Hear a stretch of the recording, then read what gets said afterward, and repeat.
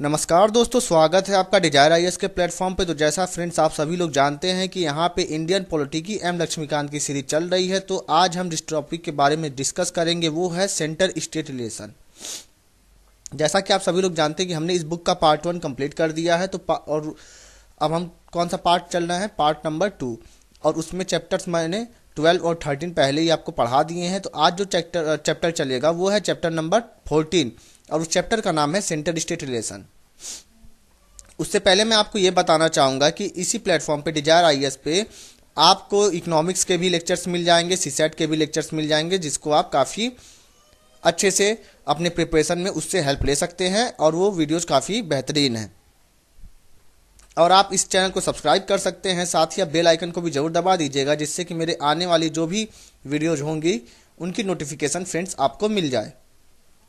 तो चलिए, जैसा कि मैं हमेशा कहता हूं कि अब आप अपने फोकस और अपने डिटर्मिनेशन के साथ 100% मेरे साथ जुड़ जाइए और हम आज का लेक्चर अब शुरू करने जा रहे हैं दोस्तों। तो फ्रेंड, जैसा कि आप सभी लोग जानते हैं कि हमारा जो कॉन्स्टिट्यूशन है, इंडिया का जो कॉन्स्टिट्यूशन है, वो क्या है, फेडरल स्ट्रक्चर में संघवाद का ढांचा है। तो यहाँ पे क्या होगा, पावर का डिवीजन होगा। जितने भी पावर है, चाहे वो लेजिस्लेटिव हो, एग्जीक्यूटिव हो या फिर जो भी फाइनेंशियल पावर, वो सभी पावर किसके बीच डिवाइड होगा, सेंटर और स्टेट के बीच। मतलब कि जो यूनियन गवर्नमेंट है, मेरी जो सेंट्रल गवर्नमेंट है हमारे यहाँ की, और जो स्टेट गवर्नमेंट है। तो देखिए, लेकिन हमारे यहाँ पे जो जुडिशियल पावर है वो कहीं भी किसी को भी, चाहे सेंटर को चाहे स्टेट को, डिवाइड नहीं किया गया है, बल्कि वो क्या है, हमारे यहाँ एक इंटीग्रेटेड जुडिशियल सिस्टम है। मतलब कि जैसे सुप्रीम कोर्ट है, हाई कोर्ट है और जो भी डिस्ट्रिक्ट कोर्ट है, उनके बीच में ना ही सेंटर ना ही स्टेट इंटरफेयर कर सकते हैं दोस्तों। देखिए, अगर हम पावर की बात करें तो जो सेंटर हो, चाहे सेंट्रल गवर्नमेंट हो या फिर चाहे स्टेट गवर्नमेंट हो, वो दोनों ही अपने अपने फील्ड में जो भी उनके क्षेत्र हैं वहाँ पे वो सुप्रीम है, मतलब सर्वशक्तिशाली हैं। जहाँ पे उनका फील्ड है, मतलब उनका दायरा, एक हद उनका बनाया गया है कि उससे बाहर वो लोग नहीं जाएंगे। और इससे क्या होता है, इससे हमारे यहाँ जो है, हमारे देश में हारमोनी काफ़ी ज़्यादा बढ़ती है, साथ में कोऑर्डिनेशन बढ़ता है। ठीक है, किसकी वजह से, फेडरल सिस्टम की वजह से। चलिए हम आगे बात करते हैं दोस्तों। तो हमारा जो कॉन्स्टिट्यूशन है उसमें जो है कई ढेर सारे प्रोविजंस, वो भी काफ़ी इलोबोरेट, मतलब कि काफ़ी एक्सप्लेनेशन के साथ हमको दिए गए हैं, जो कि किसके लिए है, सेंटर स्टेट रिलेशन के लिए, कि सेंटर और स्टेट, जो सेंट्रल गवर्नमेंट है और जो स्टेट गवर्नमेंट है, उन दोनों के बीच में रिलेशन किस तरीके का होगा। तो देखिए जो दोस्तों, जो सेंटर स्टेट रिलेशन है उसको हम 3 भागों में मतलब पढ़ सकते हैं। तो वो कौन से, एक लेजिस्लेटिव रिलेशन, लॉ बनाने वाला जो रिलेशन है कि लॉ कौन कौन किस पे लॉ बना सकता है, दूसरा एडमिनिस्ट्रेटिव रिलेशन, और तीसरा है फाइनेंशियल रिलेशन। तो चलिए हम सबसे पहले शुरू करते हैं अपना लेजिस्लेटिव रिलेशन। तो देखिए, जो सेंटर स्टेट रिलेशन है, जो उनका जो लेजिस्लेटिव रिलेशन है, वो कौन से आर्टिकल में, आर्टिकल नंबर 245 से लेकर आर्टिकल नंबर 255 तक, और ये हमारे कॉन्स्टिट्यूशन के पार्ट 11 में है। और ये किससे डील करेगा, ये जो भी लेजिस्लेटिव रिलेशन होंगे सेंटर और स्टेट के बीच में। ठीक है दोस्तों, तो देखिए हमारा जो कॉन्स्टिट्यूशन है, जैसे कि और भी जो भी कॉन्स्टिट्यूशन है दुनिया भर में, पूरे वर्ल्ड में, उसी तरीके से हमारा भी कॉन्स्टिट्यूशन क्या है, फेडरल है।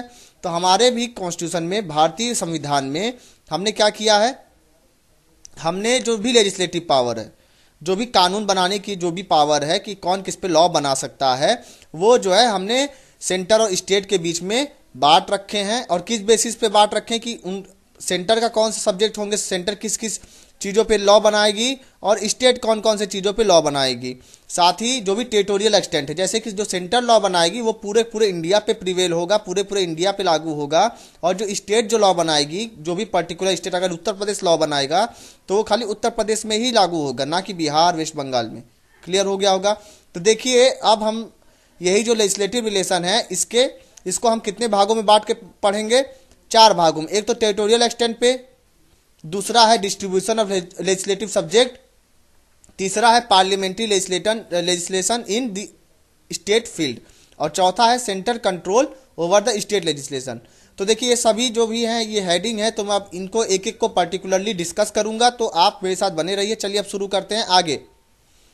तो देखिए दोस्तों, जो सबसे पहला जो टॉपिक है वो है territorial extent of central and state legislation. दोस्तों देखिए, जो सबसे पहला पॉइंट है उसमें ये कहा गया है कि जो पार्लियामेंट है हमारी, वो हमारी जो इंडिया है उसके किसी भी पार्ट के लिए या पूरे पूरे इंडिया के लिए लॉ बना सकती है।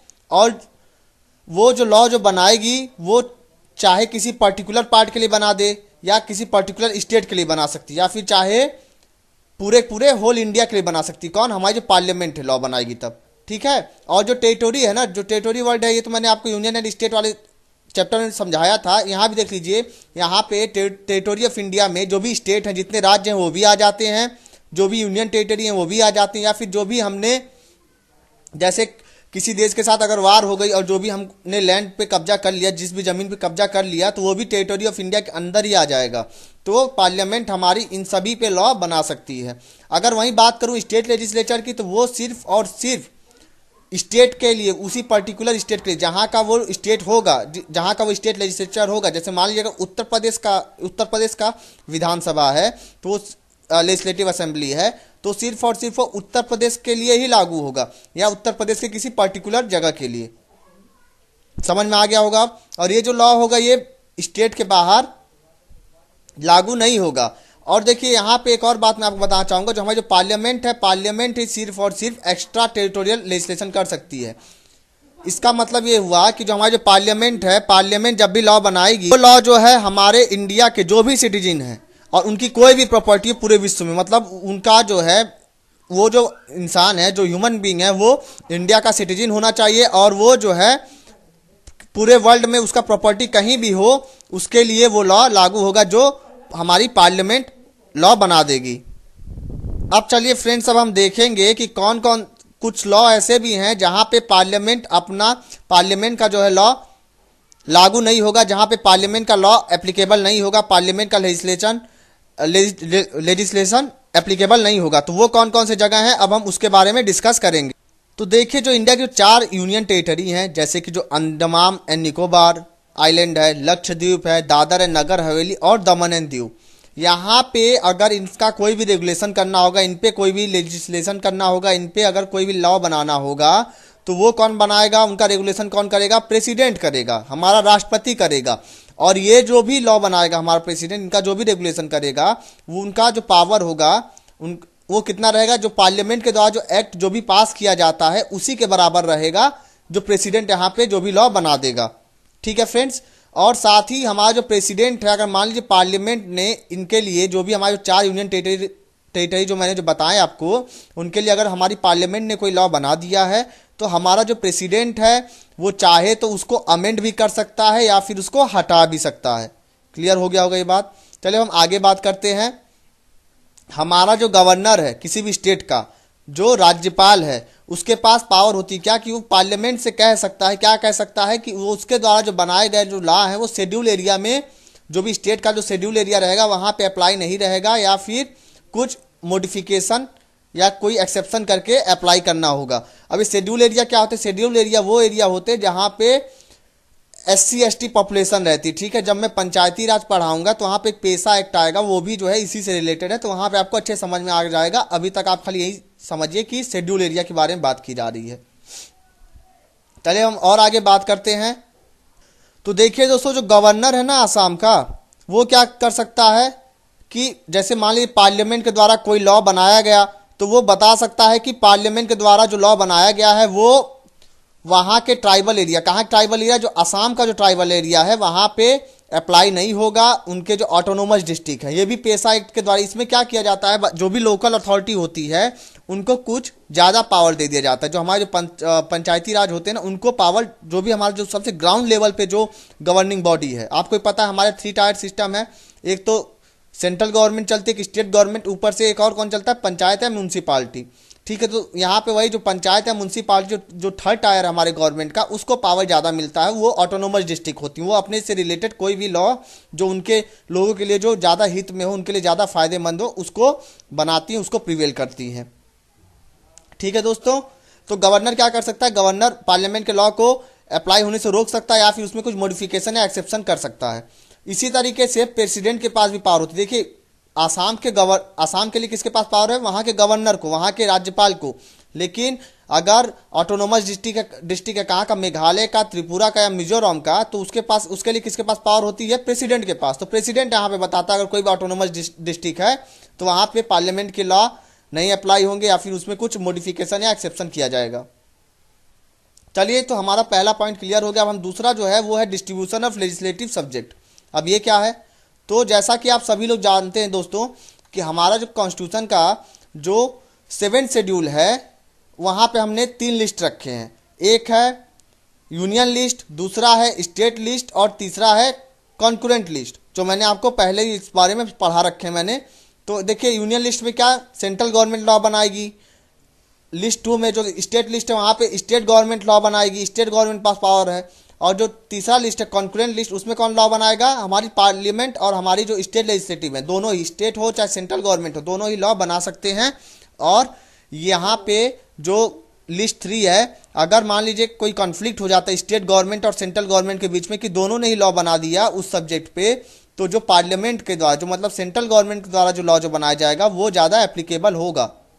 पार्लियामेंट है, पार्लियामेंट के पास पावर क्या है, एक्सक्लूसिव पावर है कि जो यूनियन लिस्ट है, जो लिस्ट 1 है वहाँ के लिए वो लॉ बनाए। और इसमें कितने सब्जेक्ट प्रेजेंट है, कितनी चीज़ें हैं, 100। और शुरू में कितनी थी, जब हमारा कॉन्स्टिट्यूशन जब बना तो 97 सब्जेक्ट थे। कौन कौन से हैं इसमें, defence, banking, foreign affairs, currency, atomic energy, insurance, communication, inter state trade and commerce, census, audit, इन और भी कई लिस्ट हैं। तो इन सब्जेक्ट हैं, उन सभी पे लॉ कौन बनाएगा, सिर्फ और सिर्फ हमारा पार्लियामेंट ही इस पे लॉ बना सकता है। अब चलिए आगे देखते हैं, जो लिस्ट 2 है, जो स्टेट लिस्ट है, वहाँ पे जब भी, अब देखिए यहाँ पे एक वर्ड है इन नॉर्मल सर्कमस्टेंसेस। इसका मतलब ये है कि जब नॉर्मल हमारा कंट्री चल रहा है, कि इमरजेंसी ना लगी हो वहाँ पे उस स्टेट में, ठीक है, यही कहा गया है। तो मान लीजिए जब भी नॉर्मल सर्कमस्टेंसेस है तो वहाँ पे उस स्टेट के लिए जो भी लॉ बनाएगी, जो भी स्टेट लिस्ट में जो भी सब्जेक्ट है ना, उस पर जो लॉ बनाएगा वो कौन बनाएगा, हमारा स्टेट लेजिस्लेचर बनाएगी। जो उस राज्य की जो विधानसभा होगी वही लॉ बनाएगी। तो इसमें शुरू में कितने सब्जेक्ट थे, 66, अब कितने हैं, 61। तो देखिए यहाँ पे किस पे स्टेट लॉ बनाएगी, पब्लिक ऑर्डर, आपको पता होगा पुलिस किसके अंडर में आती है, स्टेट के अंडर में आती है। Police, public health, sanitation, agriculture, prison, local government, fisheries, market, theatre से, गैम्बलिंग से, इन सभी पे लॉ कौन बनाएगा, हमारा स्टेट लेजिस्लेचर बनाएगा, हमारे राज्य की विधानसभा बनाएगी। उसके बाद देखिए जो लिस्ट 3 है उस पे जो पार्लियामेंट है हमारी, जो जिसको हम बोलते हैं क्या, कॉन्करेंट लिस्ट, ठीक है, जो लिस्ट 3 है, तो इस पे जो है हमारी पार्लियामेंट और साथ ही साथ हमारा जो स्टेट लेजिस्लेचर है, दोनों ही लॉ बना सकते हैं। और इसमें कितने सब्जेक्ट थे शुरू में, जब हमारा कॉन्स्टिट्यूशन जब बना तो 47, लेकिन अमेंडमेंट करके हम लोगों ने इसमें अब प्रेजेंट में कितना है, 52 सब्जेक्ट्स हैं। और कौन कौन से सब्जेक्ट हैं इसमें, जो भी क्रिमिनल लॉ हो गया, प्रोसीजर हो गया, civil procedure, marriage, population control and family planning, electricity, labour welfare, economic and social planning, drugs, newspaper, books and printing press and others. उसके बाद देखिए जो 42nd अमेंडमेंट हुआ 1976 में, उसमें हमने जो है स्टेट लिस्ट के, कौन से, स्टेट लिस्ट के कुछ सब्जेक्ट कहाँ पे रख दिए, कॉन्करेंट लिस्ट में डाल दिए, मतलब स्टेट लिस्ट से हटा के कॉन्करेंट लिस्ट में डाल दिए। जैसे कि अगर आप ऊपर देखिए शुरू में इसमें 66 थे, अब कितने, 61 है। तो कौन कौन से हैं, जो एजुकेशन है वो कॉन्करेंट लिस्ट में अब हो गया, फॉरेस्ट, वेट एंड मेजर, ये भी पहले कहाँ था, स्टेट लिस्ट में, अब कहाँ पे है, कॉन्करेंट लिस्ट में। Protection of wild life and animals, ये भी कहाँ हो गया, अब हो गया कॉन्करेंट लिस्ट में। शुरू में कहाँ था, स्टेट लिस्ट में। Administration of justice, constitution and organisation of all courts except supreme court and high court. तो फ्रेंड्स ये किस में आ गया, ये कॉन्करेंट लिस्ट में आ गया। साथ ही देखिए जो भी रेसिड्यूरी सब्जेक्ट, वो सब्जेक्ट जो कि इन तीनों ही लिस्ट जो मैंने बताया ऊपर, जो 3 लिस्ट बताई, स्टेट लिस्ट, यूनियन लिस्ट और कॉन्करेंट लिस्ट, इन तीनों में ही नहीं आए हैं, जो सब्जेक्ट जो बच गए हैं, उस पे लॉ कौन बनाएगा, उस पे लॉ बनाएगी हमारी पार्लियामेंट। स्टेट जो है उस पे, स्टेट लेजिस्लेचर उस पे लॉ नहीं बना सकता है। ठीक है फ्रेंड्स आपने जो भी ऊपर पढ़े, जो मैंने जो 3 पॉइंट, आप जो भी 3 लिस्ट मैंने डिस्कस किए, वहाँ से आपको ये समझ में आया होगा कि जो भी चीज़ें जो नेशनल इंपॉर्टेंस, जो हमारे देश के लिए ज़रूरी चीज़ें हैं, ठीक है दोस्तों, या फिर ऐसी चीज़ें हैं जहाँ पे पूरे देश में यूनिफॉर्मिटी हो, मतलब एक ही जैसा वो लॉ रहे, तो वहाँ पे लेजिस्लेशन कौन करेगा, हमारी जो यूनियन लिस्ट में उसको रखा गया, मतलब हमारी पार्लियामेंट उस पर लॉ बनाएगी। और जो भी चीज़ें जो रीजनल या लोकल इंपॉर्टेंस के लिए है, ठीक है, या उस वहाँ पे जो भी स्टेट के जो भी इंटरेस्ट है उसके लिए अगर लॉ बनाना है तो वो किस में रखेगा, स्टेट लिस्ट में। और अगर जो भी लेजिस्लेशन हमको करना है पूरे देश में, वो क्या है, वो जरूरी नहीं है उतना मतलब आप चाहें तो कर सकते हैं, लेकिन बहुत ज़्यादा जरूरी नहीं है। तो उसको हमने किस में रखा है, मतलब इसका कहने का मतलब यहाँ ये है, which uniformity of legislation throughout the country desirable. मतलब हम चाहें तो उसको पूरे पूरे देश में एक ही जैसा लागू कर सकते हैं, लेकिन ये क्या है, असेंशियल नहीं है। तो हमने उसको किस में रखा है, कॉन्करेंट लिस्ट में। तो इससे इसमें क्या होता है, इसमें हम डाइवर्सिटी को परमिट, मतलब कि हर जगह अलग अलग लॉ रह सकता है, जो भी कॉन्करेंट लिस्ट से रिलेटेड जो भी लॉ बनते हैं, ठीक है। मतलब हमारे जो भी स्टेट हैं उनका अलग अलग लॉ रह सकता है कॉन्करेंट लिस्ट में, और स्टेट लिस्ट में तो रहेगा ही रहेगा, क्योंकि वहाँ पे हर पर्टिकुलर स्टेट बनाएगी। और यूनियन लिस्ट में जो भी सब्जेक्ट हैं वो लॉ पूरे देश के लिए एक ही जैसा रहेगा। अब आपको क्लियर हो गया होगा अच्छे से। अब चलिए आगे बढ़ते हैं। देखिए पूरे वर्ल्ड में यूएस ऐसा कॉन्स्टिट्यूशन है, ऐसा फेडरल गवर्नमेंट है, फेडरल स्ट्रक्चर है वहाँ का, कि जो भी रिसिड्यूरी पावर है उसको उसने किसको दिया है, स्टेट्स को। मतलब जो ऐसे पावर्स, ऐसे सब्जेक्ट्स जो कि जिनका मेंशन नहीं है कॉन्स्टिट्यूशन में वहाँ के, उसको उस पर लॉ कौन बनाता है, वहाँ की स्टेट बनाती है। लेकिन हमारे यहाँ कौन बनाता है, पार्लियामेंट, हमारी सेंट्रल गवर्नमेंट बनाती है। इसी तरीके से ऑस्ट्रेलिया में भी है। लेकिन देखिए जो कनाडा है, कनाडा में इस तरीके से नहीं है। कनाडा में क्या है, कनाडा में भी दो लिस्ट है, एक फेडरल एक प्रोविंशियल। और वहाँ पे जो भी रेसिड्यूरी पावर हैं वो किसको मिले हैं, वो मिले हैं सेंटर को। और जो ऑस्ट्रेलिया में सिर्फ और सिर्फ एक ही लिस्ट है। ठीक है दोस्तों, ये बात क्लियर हो गई होगी। अच्छा अब देखिए जो रेसिड्यूरी पावर है हमने सेंटर को क्यों दे दिया, इसके पीछे एक कहानी है। अब ऐसा क्या है, देखिए जो गवर्नमेंट ऑफ इंडिया एक्ट आया था 1935 का, जब हमारा देश जो है अंग्रेजों का गुलाम था, उस समय हमारे यहाँ इसी तरीके से 3 लिस्ट बनाए गए थे, फेडरल, प्रोविंशियल और कॉन्करेंट, जिस तरीके से अभी हमारे यहाँ है। ठीक है, लेकिन एक छोटा सा डिफरेंस है कि यहाँ तक तो मतलब मिल रहा है, लेकिन एक डिफरेंस क्या है, डिफरेंस ये था कि जो रेसिड्यूरी पावर था, रेसिड्यूरी पावर मतलब वो सब्जेक्ट्स जो कि इन तीनों ही लिस्ट में, जो फेडरल, प्रोविंशियल और concurrent list, government of India 1935 act की बात कर रहा हूँ मैं, हाँ ये बात याद ध्यान रखिएगा। उस पर जो लॉ बनाएगा, जो सब्जेक्ट जो बच गए हैं उस पर लॉ, वो जो है ना ही उस पर लॉ फेडरल मतलब सेंट्रल गवर्नमेंट ना ही उस पर लॉ बना सकती थी, और ना ही प्रोविंशियल लेजिस्लेचर। उस पर लॉ कौन बनाता था, जो गवर्नर जनरल था हमारे देश का, वही लॉ बनाता था। क्लियर है। और देखिए इसके लिए हमने किसको चुना कि जो रेसिड्यूरी पावर के लिए कौन लॉ बनाएगा, ये हमने कहाँ से पाया कि हम पार्लियामेंट बनाएगी, जो सेंट्रल गवर्नमेंट है वो बनाएगी। ऐसा कनाडा में होता, तो इसको हमने कनाडा वाले से लिया है। लेकिन और जो तीनों लिस्ट जो बांटे गए वो हमने कहाँ से लिया है, गवर्नमेंट ऑफ इंडिया एक्ट से। यहाँ तक प्रीलिम्स से क्वेश्चन भी पूछा गया था इससे रिलेटेड, कि जो रेसिड्यूरी पावर थे वो कहाँ से लिए गए, मतलब जब गवर्नमेंट ऑफ इंडिया एक्ट था उसमें रेसिड्यूरी पावर कहाँ रखे गए थे, किसको, कौन उस पर लॉ बना सकता था। और कई बार हर एक जो भी आपके अगर स्टेट सर्विस पब्लिक कमीशन के अगर एग्जाम होते हैं तो वहाँ पे भी इससे रिलेटेड क्वेश्चन पूछे जाते हैं। तो देखिए फ्रेंड्स, आपने पूरा पढ़ने बाद आपको ये समझ में आया होगा कि हमारा जो कॉन्स्टिट्यूशन है उसने किसको ज़्यादा पावर दी है, स्टेट लिस्ट के मुकाबले यूनियन लिस्ट को ज़्यादा पावर दी है। ठीक है, स्टेट लिस्ट और कॉन्करेंट लिस्ट के मुकाबले किसको ज़्यादा पावर दी है, यूनियन लिस्ट को। और स्टेट लिस्ट के मुकाबले कॉन्करेंट लिस्ट के पास ज़्यादा पावर है। ठीक है दोस्तों, अगर मान लीजिए कोई ओवरलैपिंग हो गया, कोई कॉन्फ्लिक्ट हो गया यूनियन लिस्ट और स्टेट लिस्ट में, मतलब उस कोई टॉपिक है, ठीक है, वहाँ पे क्या हो गया कि स्टेट ने भी लॉ बना दिया और हमारे पार्लियामेंट ने भी लॉ बना दिया, तो किसका लॉ माना जाएगा, वहाँ पे लॉ माना जाएगा सिर्फ और सिर्फ प्रेसिडेंट का। और प्रेसिडेंट का नहीं, कहने मतलब है पार्लियामेंट का, मतलब जो हमारा जो सेंट्रल गवर्नमेंट ने जो लॉ बना दिया उसी को माना जाएगा। अगर ऐसा हो गया कि स्टेट ने भी किसी टॉपिक पे लॉ बना दिया और सेंट्रल गवर्नमेंट ने भी, तो किसका लॉ माना जाएगा, सेंट्रल गवर्नमेंट का। ठीक है दोस्तों, ये बात क्लियर हो गया होगा। और कॉन्करेंट लिस्ट के लिए भी यही लागू है। अच्छा अब मान लीजिए अगर ऐसा होता है कि जो हमारी जो सेंट्रल गवर्नमेंट है वो क्या करती है, वो लॉ बनाती है किस पे, उन टॉपिक्स पे, उन सब्जेक्ट्स पे लॉ बनाती है जो कि हमारा जो लिस्ट सेकंड है ना, जो कि स्टेट का सब्जेक्ट है, अगर उस पे अगर लॉ बना दी तो किसका लॉ प्रिवेल होगा। कहने का मतलब ये है कि जो कॉन्करेंट लिस्ट है हमारा, उस पर क्या किया, सेंटर ने भी लॉ बना दिया और स्टेट ने भी लॉ बना दिया, तो आखिर वहाँ पे किसका लॉ प्रिवेल होगा। तो देखिए यहाँ पे एक्सेप्शन है, मैंने आपको बताया कि सेंटर का लॉ मतलब माना जाएगा, लेकिन स्टेट का भी लॉ माना जा सकता है। कब, जब ऐसा हुआ, अगर होगा कि जो हमारे प्रेसिडेंट है ना, अगर मान लीजिए स्टेट ने उस बिल को पास किया, आखिर पार्लियामेंट भी पास करेगा, जो स्टेट लेजिस्लेचर है वो भी पास करेगा, तो पार्लियामेंट से भी पास हो गया, स्टेट से भी पास हो गया, वही सेम टॉपिक पे ही लॉ बनने के लिए बिल।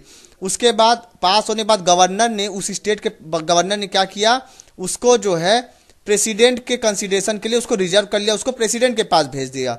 और अगर प्रेसिडेंट ने उसको असेंट दे दिया किसको, स्टेट के लॉ को, तो उस स्टेट में, उस पर्टिकुलर स्टेट में जहां पे जिस स्टेट के लिए लॉ बन रहा है, तो वहां पे पार्लियामेंट का लॉ ना, मतलब सेंट्रल गवर्नमेंट का लॉ नहीं लगेगा। किसका लॉ लगेगा, स्टेट का। ठीक है, स्टेट का लॉ प्रिवेल रहेगा उस स्टेट में, उस पर्टिकुलर स्टेट की, पूरे भारत में नहीं, सिर्फ उस स्टेट में ही। ठीक है, लेकिन देखिए हमारी जो पार्लियामेंट है वो चाहे तो उस लॉ, उस टॉपिक पे दोबारा लॉ बना के उसको क्या कर सकते, उसको ओवरराइड कर सकते हैं, उसको खत्म कर सकती है। ठीक है, ये भी बात याद रखिएगा। चलिए हम आगे बात करते हैं। जो तीसरा पॉइंट है क्या, parliamentary legislature in the state field. तो फ्रेंड्स देखिए, ऊपर जो आपने देखा कि स्टेट लिस्ट पे स्टेट लॉ बना रहा है, सेंट्रल लिस्ट पे सेंट्रल लॉ बना रहा है, लेकिन वो सभी चीज़ें कब रहेंगी, जब भी नॉर्मल कंडीशन रहेगा, जब नॉर्मल टाइम चलता रहेगा। लेकिन जब हमारे यहाँ एबनॉर्मल टाइम आ जाएगा, एबनॉर्मल कंडीशन रहेगा, तो उस समय क्या हो जाएगा, जो भी हमारी जो पार्लियामेंट है ना, पार्लियामेंट के पास पावर आ जाएगा। कॉन्स्टिट्यूशन में ये बात लिखी हुई है कि पार्लियामेंट के पास पावर आ जाएगा कि पार्लियामेंट क्या करेगी, पार्लियामेंट लॉ बनाएगी। किस पे, स्टेट लिस्ट पे भी लॉ बना सकती पार्लियामेंट। ठीक है, कब, एबनॉर्मल कंडीशन में। अब वो एबनॉर्मल कंडीशन क्या क्या है, अब हम उसको डिस्कस करेंगे। तो देखिए फ्रेंड्स, तो कब होगा ऐसा, कब एबनॉर्मल कंडीशन होगा, जब राज्यसभा क्या कहे, राज्यसभा कहे कि पार्लियामेंट को किसी स्टेट लिस्ट के मैटर पे लॉ बनाना चाहिए, और वो क्या है, वो नेशनल इंटरेस्ट पे है। ठीक है, तो ये कैसे कह सकता है राज्यसभा हमारा, जब राज्यसभा जो है, राज्यसभा में एक रेजोल्यूशन पास कराना होगा उस सब्जेक्ट से रिलेटेड, इस लॉ को बनाने के लिए, और वो जो है रेजोल्यूशन कितने लोगों से पास होना चाहिए, 2/3 मेजोरिटी होना चाहिए। कहाँ पे, राज्यसभा में, जो मेंबर वहाँ पे प्रेजेंट हैं और जो वोट डाल रहे हैं। ठीक है दोस्तों, और ये जो रिजोल्यूशन अगर पास हो जाता है, और ये कितने साल के लिए रहेगा, ये इसका जो है ये 1 साल के लिए ही वैलिड रहेगा। मतलब जैसे राज्यसभा ने अगर रिजोल्यूशन पास करा दिया तो 1 साल के अंदर पार्लियामेंट उस सब्जेक्ट पे लॉ बना सकती है, और इसको चाहे जितने भी बार रिन्यू कर सकते हैं। ठीक है दोस्तों, और ये जो लॉ जो बनाएंगे, जो पार्लियामेंट जो लॉ जो बनाएगी, वो कितने दिन के लिए रहेगी, वो 1 साल के लिए ही रहेगा वो लॉ। ठीक है, उसके बाद खत्म हो जाएगा वो लॉ। लेकिन मतलब जैसे एक बार पास कर दी तब से कितने दिन के लिए रहेगा, 1 साल के लिए। लेकिन 1 साल बाद, 1 साल के अंदर ही अंदर उसको क्या करना पड़ेगा, उसको दोबारा से रिन्यू करना पड़ेगा, नहीं तो वो लॉ क्या करेगा, एक्सपायर कर जाएगा, वो लॉ खत्म हो जाएगा। और साथ ही देखिए, अगर ऐसा हो जाता है 1 साल खत्म हो जाता है और जैसे ही 6 महीने खत्म होगा ना, उसी समय जो रिजोल्यूशन वो भी क्या हो जाएगा, वो भी सीज हो जाएगा। उसके बाद देखिए, यहाँ पे आपको दिखा होगा कि जो स्टेट लेजिस्लेचर पे कौन लॉ बना रहा है, पार्लियामेंट लॉ बना रहा है। लेकिन मान लीजिए यहाँ पे भी जो कोई कंफ्लिक्ट हो जाती है किसके बीच, स्टेट के और पार्लियामेंट के बीच में, तो जो भी सबसे बाद का जो लॉ बना रहेगा ना, जो सबसे हाल में जो लॉ बनाएगा, चाहे स्टेट हो चाहे सेंटर हो, उसी का लॉ माना जाएगा। चलिए हम आगे बात करते हैं। जब नेशनल इमरजेंसी लग जाता है, जिस समय हमारे देश में नेशनल इमरजेंसी लगेगा, तब उसी समय से हमारी जो पार्लियामेंट है वो स्टेट लिस्ट के किसी भी सब्जेक्ट पे लॉ बना सकती है। और ये जो लॉ रहेगा ये कब तक रहेगा, जैसे ही हमारे यहाँ हमारे देश में इमरजेंसी खत्म होगी, जो नेशनल इमरजेंसी हो जैसे ही खत्म होगी, उसके 6 महीने के अंदर ही अंदर वो क्या हो जाएगा, वो 6 महीने के अंदर वो क्या हो जाएगा, एक्सपायर कर जाएगा। ठीक है दोस्तों, उसके बाद देखिए एक और बात ये मैं बताऊं, यहाँ पे जब भी नेशनल इमरजेंसी लगे तो पार्लियामेंट स्टेट सब्जेक्ट पे लॉ बनाएगा। इसका मतलब ये नहीं कि स्टेट लेजिस्लेचर जो उस पर लॉ नहीं बना सकता है, स्टेट भी उस पर लॉ बना सकता है। लेकिन अगर मान लीजिए दोनों में कन्फ्लिक्ट हो जाता है तो पार्लियामेंट और लॉ क्या होगा, वही माना जाएगा। अब चलिए आगे बात करते हैं, जब भी स्टेट रिक्वेस्ट करे। अब इसका मतलब क्या हुआ, देखिए यहाँ पे अगर मान लीजिए ऐसा होता है कि 2 या 2 से ज़्यादा स्टेट मिल के पार्लियामेंट को रिक्वेस्ट करते हैं, यहाँ पे याद अकेला एक स्टेट नहीं, 2 या 2 से ज़्यादा स्टेट मिलकर रिक्वेस्ट करेंगे पार्लियामेंट को किसी स्टेट लिस्ट के सब्जेक्ट पे लॉ बनाने के लिए, तो उस पर पार्लियामेंट क्या करेगा, पार्लियामेंट उस पर लॉ बना देगा। ठीक है दोस्तों, लेकिन ये जो लॉ जो पार्लियामेंट जो बनाएगा ये किसके ऊपर एप्लीकेबल होगा, उन्हीं स्टेट्स पे एप्लीकेबल होगा जिन्होंने रिक्वेस्ट किया पार्लियामेंट को लॉ बनाने के लिए। पहली बात। दूसरी बात ये कि ये जो लॉ जो पार्लियामेंट जो बना देगा, इसमें अगर अमेंडमेंट करना हुआ या इस लॉ को हटाना हुआ तो ये भी सिर्फ और सिर्फ तब कौन कर पाएगा, सिर्फ और सिर्फ पार्लियामेंट ही कर सकेगा, ना कि जो उस स्टेट का जो भी लेजिस्लेचर रहेगा वो स्टेट गवर्नमेंट नहीं कर पाएगी। ठीक है, कौन करेगा, फिर पार्लियामेंट ही करेगा। ठीक है दोस्तों, यहाँ से पता चला होगा कि इस यहाँ पे पार्लियामेंट स्टेट गवर्नमेंट का पूरा पूरा उस सब्जेक्ट पे पावर जिन्होंने रिक्वेस्ट किया वो किसके पास चला जाएगा, पार्लियामेंट के पास। एक तरीके से बोले तो जो स्टेट रिक्वेस्ट कर रहे हैं उन्होंने सरेंडर कर दिया अपने पावर को किसके पास, पार्लियामेंट के पास। कौन सा पावर, जो जिस सब्जेक्ट पे उन्होंने लॉ बनाने के लिए कहा है, ठीक है दोस्तों, वही लॉ।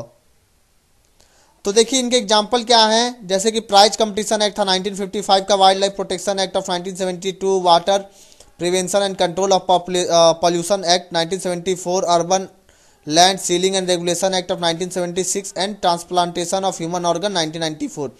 यहाँ ये जो भी एक्ट पास किए गए हैं इस पर स्टेट्स ने रिक्वेस्ट किया है पार्लियामेंट को और पार्लियामेंट ने लॉ बनाया है, ठीक है। उसके बाद देखिए अगर हमको कोई इम्प्लीमेंट करना हो, क्या इंटरनेशनल एग्रीमेंट को इम्प्लीमेंट करना हो, अगर कुछ ऐसे मतलब मुद्दे आ जाते हैं, ऐसे सब्जेक्ट आ जाते हैं कि हमको क्या करना है, अंतर्राष्ट्रीय एग्रीमेंट को इम्प्लीमेंट करना, उसको लागू करना है, और वो जो सब्जेक्ट भले ही स्टेट लिस्ट में हो तो उस पर जो है हमारी पार्लियामेंट लॉ बना सकती है, ठीक है दोस्तों। क्यों बनाई, क्योंकि हमको इंटरनेशनल एग्रीमेंट को इम्प्लीमेंट करना है, इंटरनेशनल इम्प्लीमेंट को लागू करना है।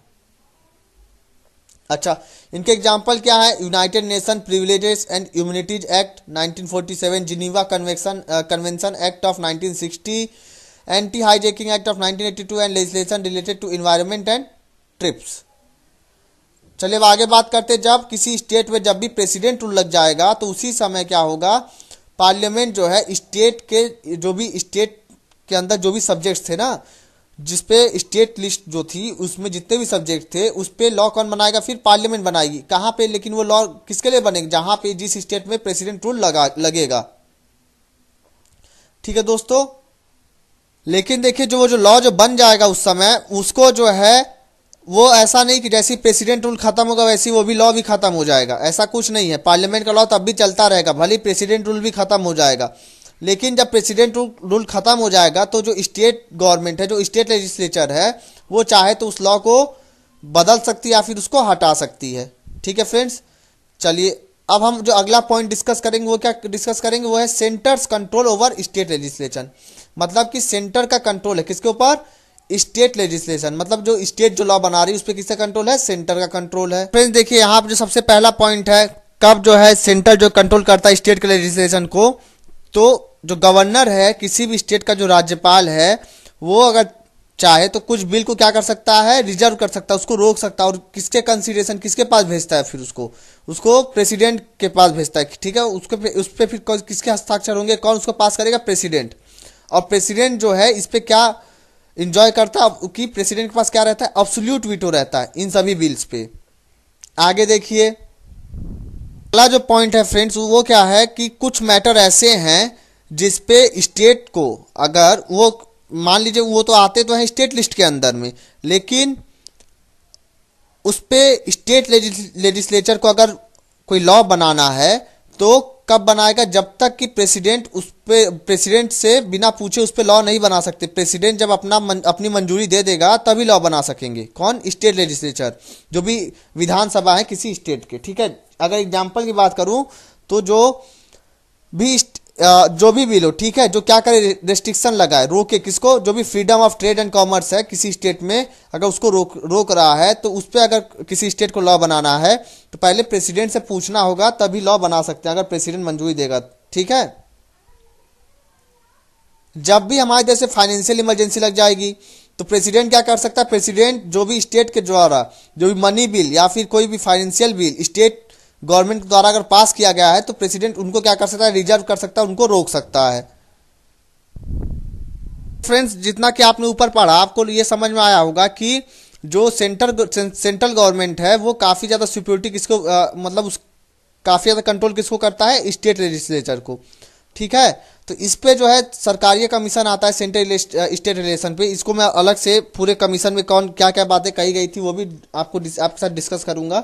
तो खाली इस पॉइंट को अभी हम देखेंगे। क्या कहा उसने, कहा कि ऐसा क्यों किया जाता है कि स्टेट लेजिस्लेचर के ऊपर किसका कंट्रोल रहता है, सेंट्रल गवर्नमेंट का, जिससे कि कोई कन्फ्लिक्ट ना हो, ठीक है दोस्तों, और हमारे देश में हार्मोनी बनी रहे किसके बीच, यूनियन और स्टेट में।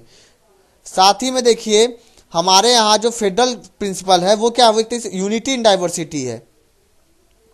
ऐसा क्यों, क्योंकि देखिए हमारे यहाँ काफ़ी ज़्यादा डाइवर्सिटी है, हर जगह अलग अलग तरीके के कल्चर वगैरह हैं, लेकिन एकता भी है ना, इसलिए इस तरीके से रूल बनाए गए, हमारे कॉन्स्टिट्यूशन में रखे गए।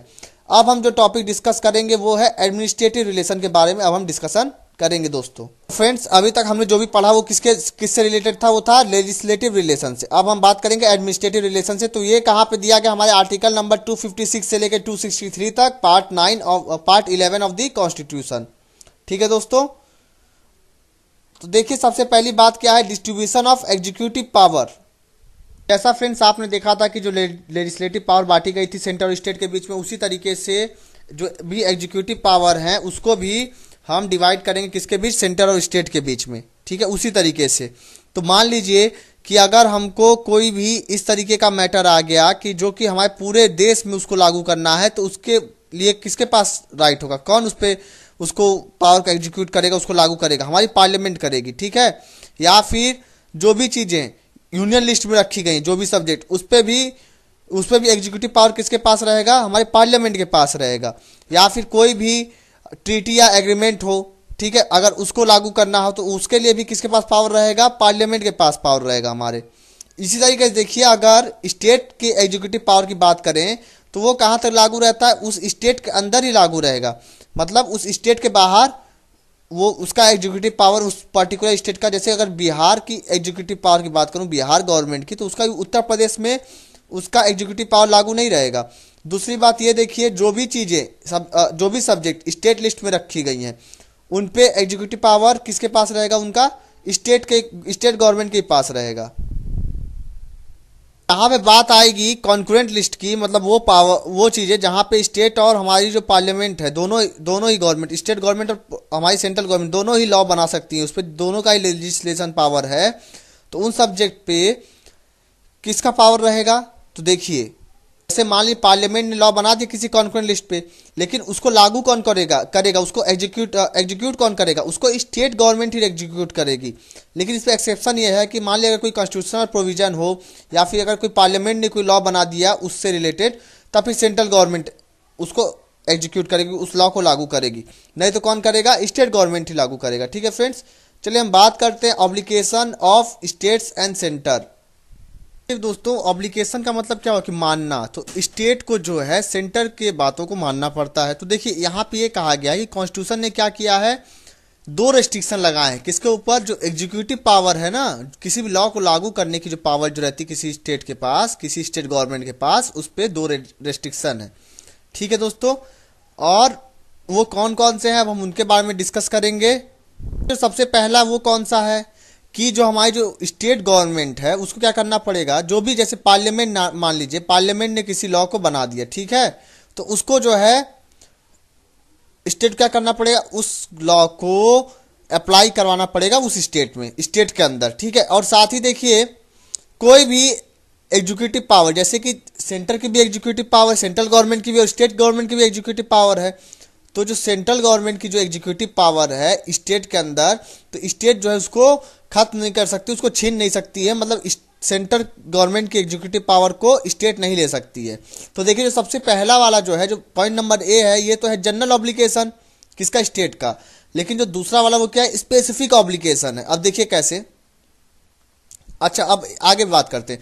तो जो एग्जीक्यूटिव पावर है ना सेंटर का, वो कहाँ तक जा सकता है, जहाँ तक हमको जरूरत पड़ेगा स्टेट के अंदर। ठीक है, और सेंटर का जो डायरेक्शन है, सेंटर जो भी स्टेट को डायरेक्शन देगा अपने एग्जीक्यूटिव पावर से रिलेटेड कि आपको क्या क्या काम करने हैं, तो ये क्या है, कोर्सिव इन नेचर। इसका मतलब क्या हो गया, इसका मतलब ये हो गया कि अगर इसका उल्लंघन, अगर इसका वायलेशन कौन करेगा, हमारा जो स्टेट गवर्नमेंट वो करेगा, तो सेंटर उसके खिलाफ स्टेप्स ले सकता है, उसके खिलाफ कदम उठा सकता है। कौन से, देखिए तो क्या होगा, आर्टिकल 65 जो है हमारे कॉन्स्टिट्यूशन का, उसमें ये लिखा है कि अगर कोई स्टेट फेल हो जाता है, किस में फेल हो जाता है, कोई एग्जाम तो दे नहीं रहा है, तो देखिए यहाँ पे किस में फेल हो जाता है, अगर फेल हो जाता है, अगर मान लीजिए सेंट्रल गवर्नमेंट के द्वारा कोई भी डायरेक्शन दिए गए, कोई भी निर्देश दिए गए किसको, स्टेट गवर्नमेंट को, ठीक है, तो स्टेट गवर्नमेंट का ये क्या है, ये जो है स्टेट गवर्नमेंट को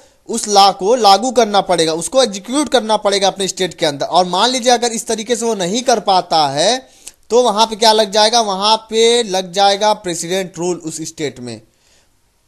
इसका क्या है मतलब, क्या हो जाएगा, आखिर वो जो है हमारे स्टेट के बात को नहीं मानेगा ना, तो जब प्रेसिडेंट रूल पढ़ाऊंगा मैं तो उसमें आपको बताऊंगा, तो वहां पे क्या लग जाएगा, वहां पे प्रेसिडेंट रूल लग जाएगा। अब देखिए, अब आगे बात करते हैं centre's direction to the state. मतलब सेंटर क्या करता है, सेंटर स्टेट्स को कुछ निर्देश देते हैं, निर्देश देता है, काम करने के लिए कहता है।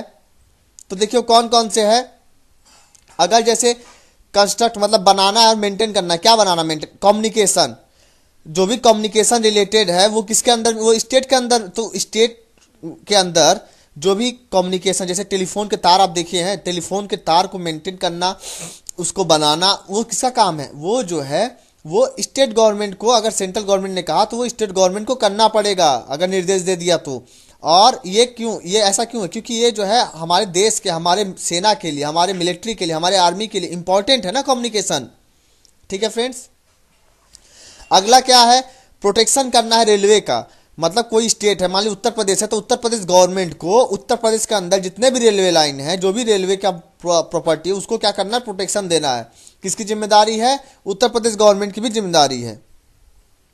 साथ ही स्टेट गवर्नमेंट की जिम्मेदारी है कि उसको सेंट्रल गवर्नमेंट द्वारा निर्देश अगर दिया जाए, क्या निर्देश दिया जाए, क्या लागू करने के लिए, कि उसको फैसिलिटी प्रोवाइड करना है। कौन सी फैसिलिटी प्रोवाइड करनी है, कि जो भी प्राइमरी स्टेज है ना, प्राइमरी स्टेज कहाँ तक, कक्षा 5 क्लास 5 से नीचे तक के बच्चों को, उसके वहाँ के जो बच्चे का जो मदर टंग है ना, उसमें उसको एजुकेशन प्रोवाइड कराना, उसमें उसको शिक्षा प्रोवाइड कराना।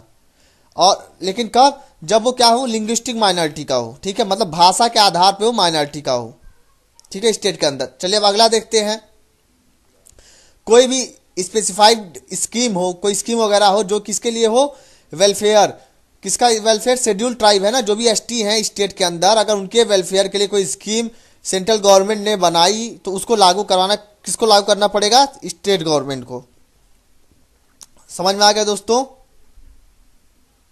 और हाँ, जो कोर्टशिप सैंक्शन था ना, कि अगर स्टेट अगर वो सेंट्रल गवर्नमेंट के डायरेक्शन को नहीं मानेगा, नहीं काम करेगा, तो वहाँ पे प्रेसिडेंट रूल लग जाएगा, जो कि आर्टिकल 365 में मेंशन किया गया है ऊपर, वो यहाँ पे भी एप्लीकेबल होगा दोस्तों। अब देखिए अगला जो पॉइंट है वो क्या है, म्यूचुअल डेलीगेशन ऑफ फंक्शंस। अब ये यहाँ पे क्या कहा गया, चलिए समझते हैं। देखिए जैसे कहा गया है कि डिस्ट्रीब्यूट किया गया, बांट दिया गया ना सबका लेजिस्लेटिव पावर। किसका किसका लेजिस्लेटिव पावर, मतलब कोई भी लॉ बनाने, कौन किस पे लॉ बनाएगा, कौन किस पे कानून बनाएगा, उसको बांट दिया गया कि सेंट्रल गवर्नमेंट किसी चीज कुछ चीज़ों पे कानून बनाएगी और कुछ चीज़ें स्टेट गवर्नमेंट पे। ठीक है, और ये क्या रिजिड है, कठोर है, इसको जो है अमेंडमेंट करके हम चेंज नहीं कर सकते, क्योंकि फेडरलिज्म जो है हमारे कॉन्स्टिट्यूशन का बेसिक स्ट्रक्चर है। ठीक है, ये सुप्रीम कोर्ट के द्वारा कहा गया है।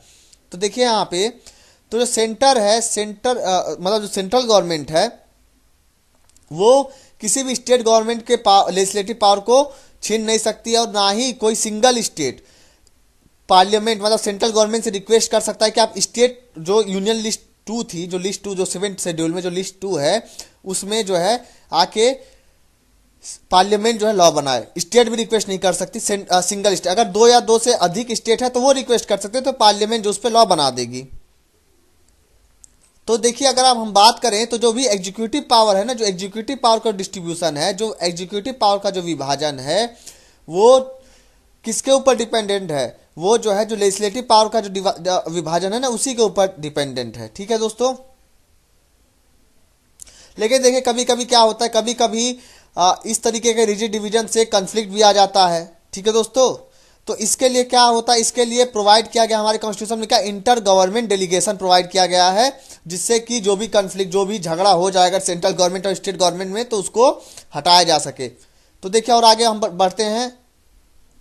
प्रेसिडेंट, देखिए प्रेसिडेंट जो है हमारा जो राष्ट्रपति है, वो स्टेट गवर्नमेंट को क्या कर सकता है, कुछ पावर एक्स्ट्रा दे सकता है, जहां पे मतलब मान लीजिए जो एग्जीक्यूटिव पावर है ना सेंट्रल गवर्नमेंट की, उसको अगर हमारी प्रेसिडेंट अगर किसी पर्टिकुलर स्टेट को, किसी स्टेट को, सब पूरे स्टेट की बात नहीं हो रही, किसी स्टेट को पावर दे दे क्या, कि हाँ ठीक है चलिए आप यहाँ पे लॉ बनाइए, आपके यहाँ पे वेलफेयर की ज़रूरत है, तो वो जो स्टेट गवर्नमेंट है उस लॉ को एग्जीक्यूट कर सकता है, भले वो सेंट्रल गवर्नमेंट का सब्जेक्ट हो।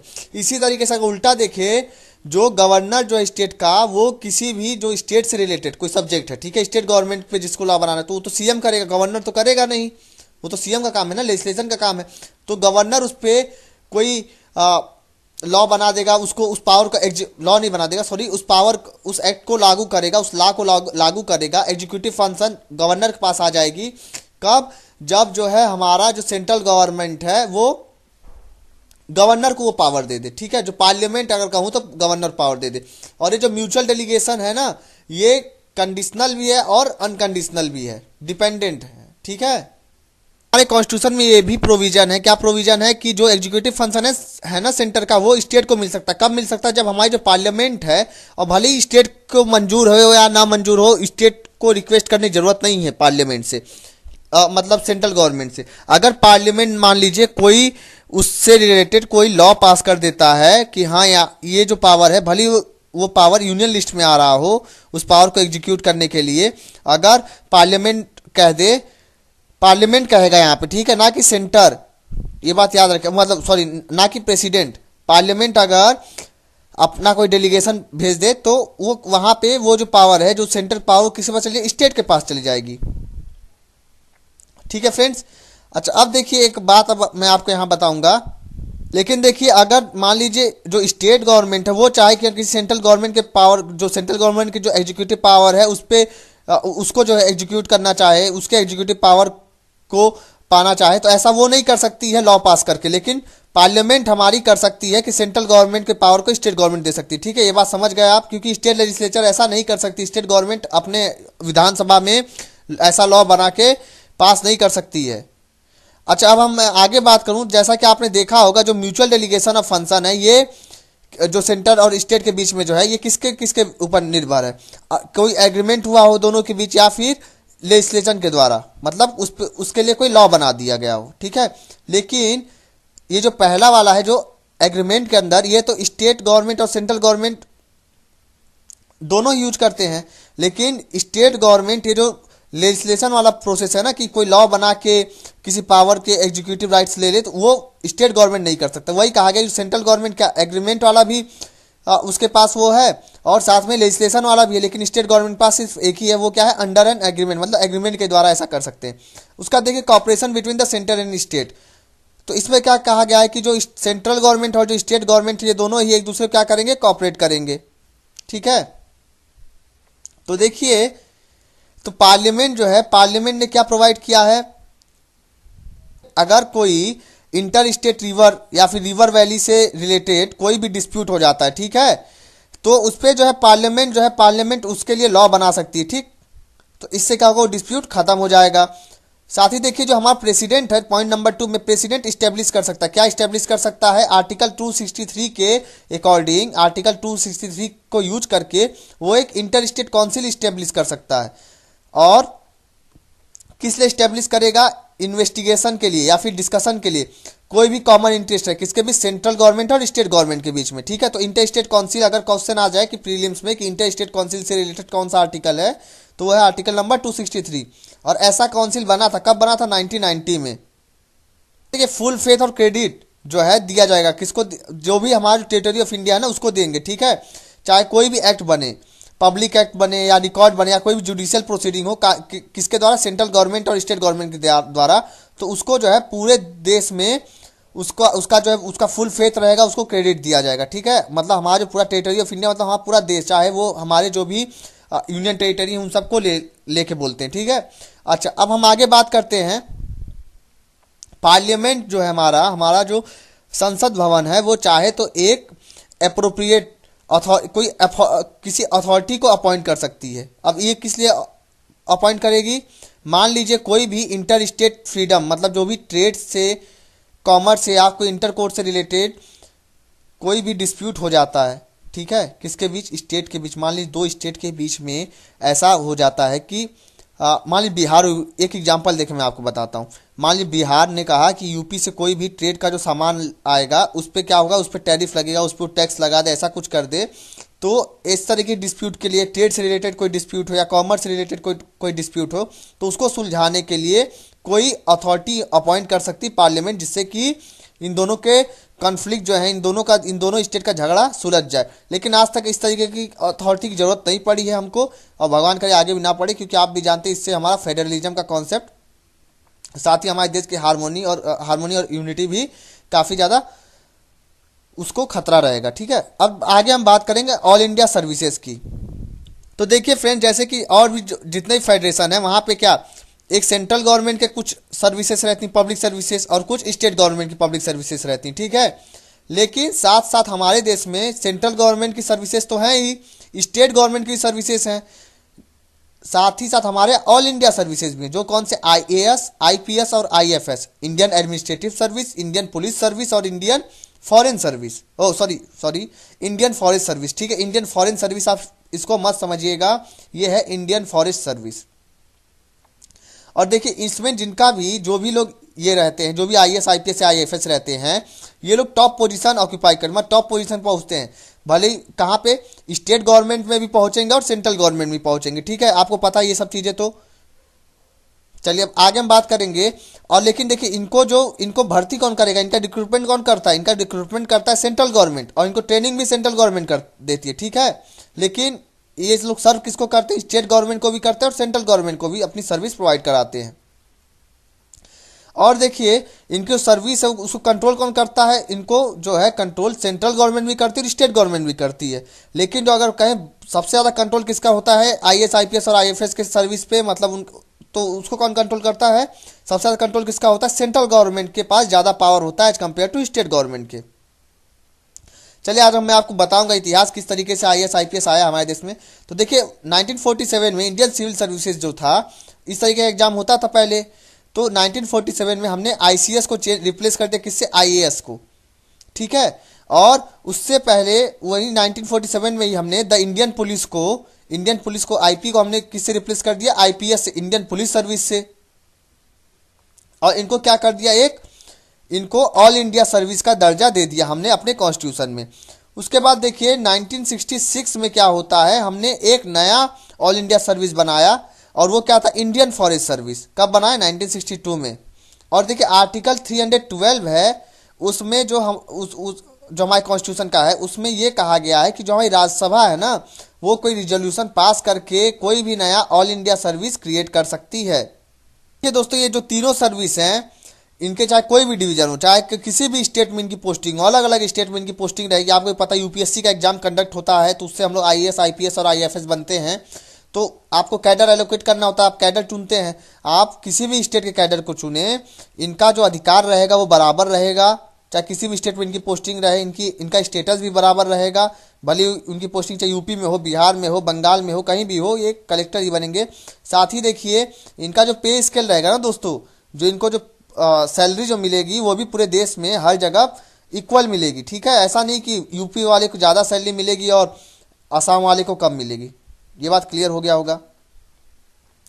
तो देखिए आपको ये पता चला होगा यहाँ से कि जो ऑल इंडिया सर्विस है, यहाँ पे आखिर सेंटर जो है स्टेट को कंट्रोल कर ले रहा है ना, क्योंकि देखिए ऑल इंडिया सर्विस तो स्टेट गवर्नमेंट में भी सर्व करेंगे आईएएस आईपीएस, लेकिन इनका जो आईएएस आईपीएस के ऊपर ज़्यादा कंट्रोल किसका होता है, सेंट्रल गवर्नमेंट का होता है। और ये जो है हमारे संघवाद के ढांचे को, फेडरलिज्म के कॉन्सेप्ट को क्या कर रहा है, वायलेट कर रहा है, उल्लंघन कर रहा है इसका। लेकिन और चलिए एक और बात, और साथ ही साथ ये क्या कर रहा है, जो ऑटोनॉमी है स्टेट की उसको भी छीन रहा है।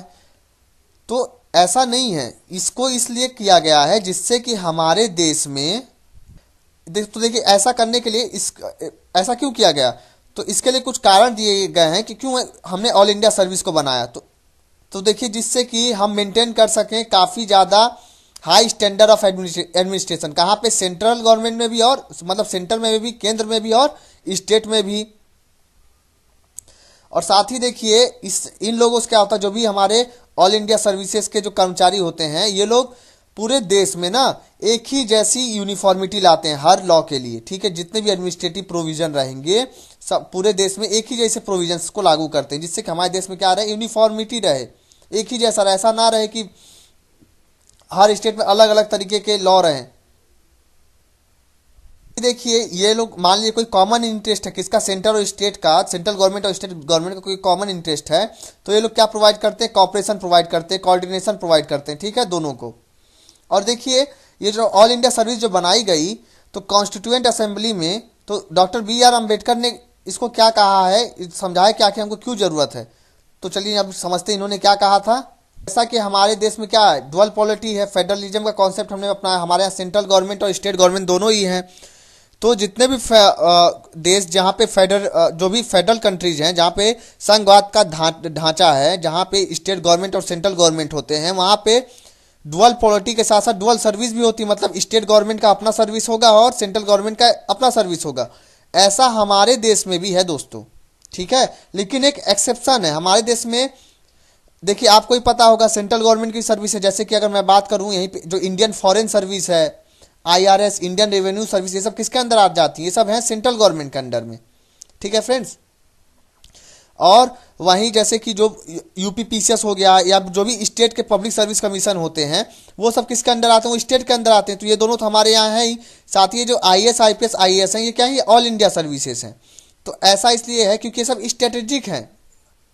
ये सब हमारे स्ट्रेटेजी के लिए हैं, जिससे कि हमारे देश में जो भी एडमिनिस्ट्रेशन है वो बिल्कुल यूनिफॉर्म रहे, हर देश में एक ही जैसा एडमिनिस्ट्रेशन हो। और आपको ही पता है, ये जो भी सिविल सर्विसेज जिनको हम सेलेक्ट करेंगे ऑल इंडिया सर्विस में, इनका जो भी रिक्रूटमेंट होगा वो एक कॉमन क्वालिफिकेशन पे कि हाँ जो भी किसी को भी आईएएस, आईपीएस या आईएफएस बनना हो तो उनको क्या, उनको ग्रेजुएशन होना चाहिए। वो चाहे कहीं के भी हों, चाहे केरला के हों, चाहे जम्मू के हों, चाहे गुजरात के हों, चाहे आसाम के हों, उनका पे स्केल भी यूनिफॉर्म रहेगा, ठीक है फ्रेंड्स। और वो अपॉइंट होंगे कहाँ पे? अपने स्ट्रेटेजिक पोस्ट पे, अपने पोस्टिंग पे, ठीक है। जिससे कि तो ऐसा इसलिए किया गया जिससे कि हमारे देश में एडमिनिस्ट्रेशन में यूनिफॉर्मिटी रहे, ठीक है। कहीं ऐसा ना हो कि कहीं पे एडमिनिस्ट्रेशन बहुत बढ़िया है और कहीं पे बहुत खराब, क्योंकि ये जो भी लोग बनेंगे ये लोग हाईली क्वालिफाइड होंगे ना, तो इनका एग्जाम भी एक जैसा होगा। तो इनके पास आखिर ये जो भी एडमिनिस्ट्रेशन करेंगे वो भी तो एक ही जैसे करेंगे, इसलिए। अब बात करते हैं देखिए पब्लिक सर्विस कमीशन की। तो देखिए दोस्तों, यहाँ पे बात करेंगे हम जो स्टेट के जो पब्लिक सर्विस कमीशन है उनके बारे में कि ये किस तरीके से सेंट्रल स्टेट रिलेशन को फॉलो करते हैं। तो देखिए, जो भी चेयरमैन है या फिर जो भी मेंबर है किसी भी स्टेट पब्लिक सर्विस कमीशन के, ठीक है। जैसे कि अगर मैं बात करूं, हमारे यहाँ उत्तर प्रदेश में होता है यूपी पीसीएस होता है, बिहार में होता है बिहार पीसीएस, हर स्टेट का अपना अपना पब्लिक सर्विस कमीशन होता है। तो उनका जो अपॉइंटमेंट कौन करता है? गवर्नर करता है उस पर्टिकुलर स्टेट का, ठीक है। जहाँ का पब्लिक सर्विस कमीशन रहे वहाँ का राज्यपाल करेगा। लेकिन इनको रिमूव करने की अगर बात आएगी कि इनको इनके पद से हटाना होगा, तो वो कौन करेगा? वो सिर्फ और सिर्फ प्रेसिडेंट ही करेगा दोस्तों। ये बात क्लियर हो गई होगी। साथ ही देखिए, हमारी जो पार्लियामेंट है ना, वो एक joint state public service commission भी बना सकती है। अब ये ऐसा कैसे कब होता है? मान लीजिए जैसे दो स्टेट हो गए, मान लीजिए कि पंजाब और हरियाणा हो गए। ये दोनों चाहते हैं कि इन दोनों के लिए एक ही पब्लिक सर्विस कमीशन रहे, तो इनके लिए क्या हो जाएगा? जॉइंट पब्लिक सर्विस कमीशन हो जाएगा। और ये लोग रिक्वेस्ट करेंगे किससे?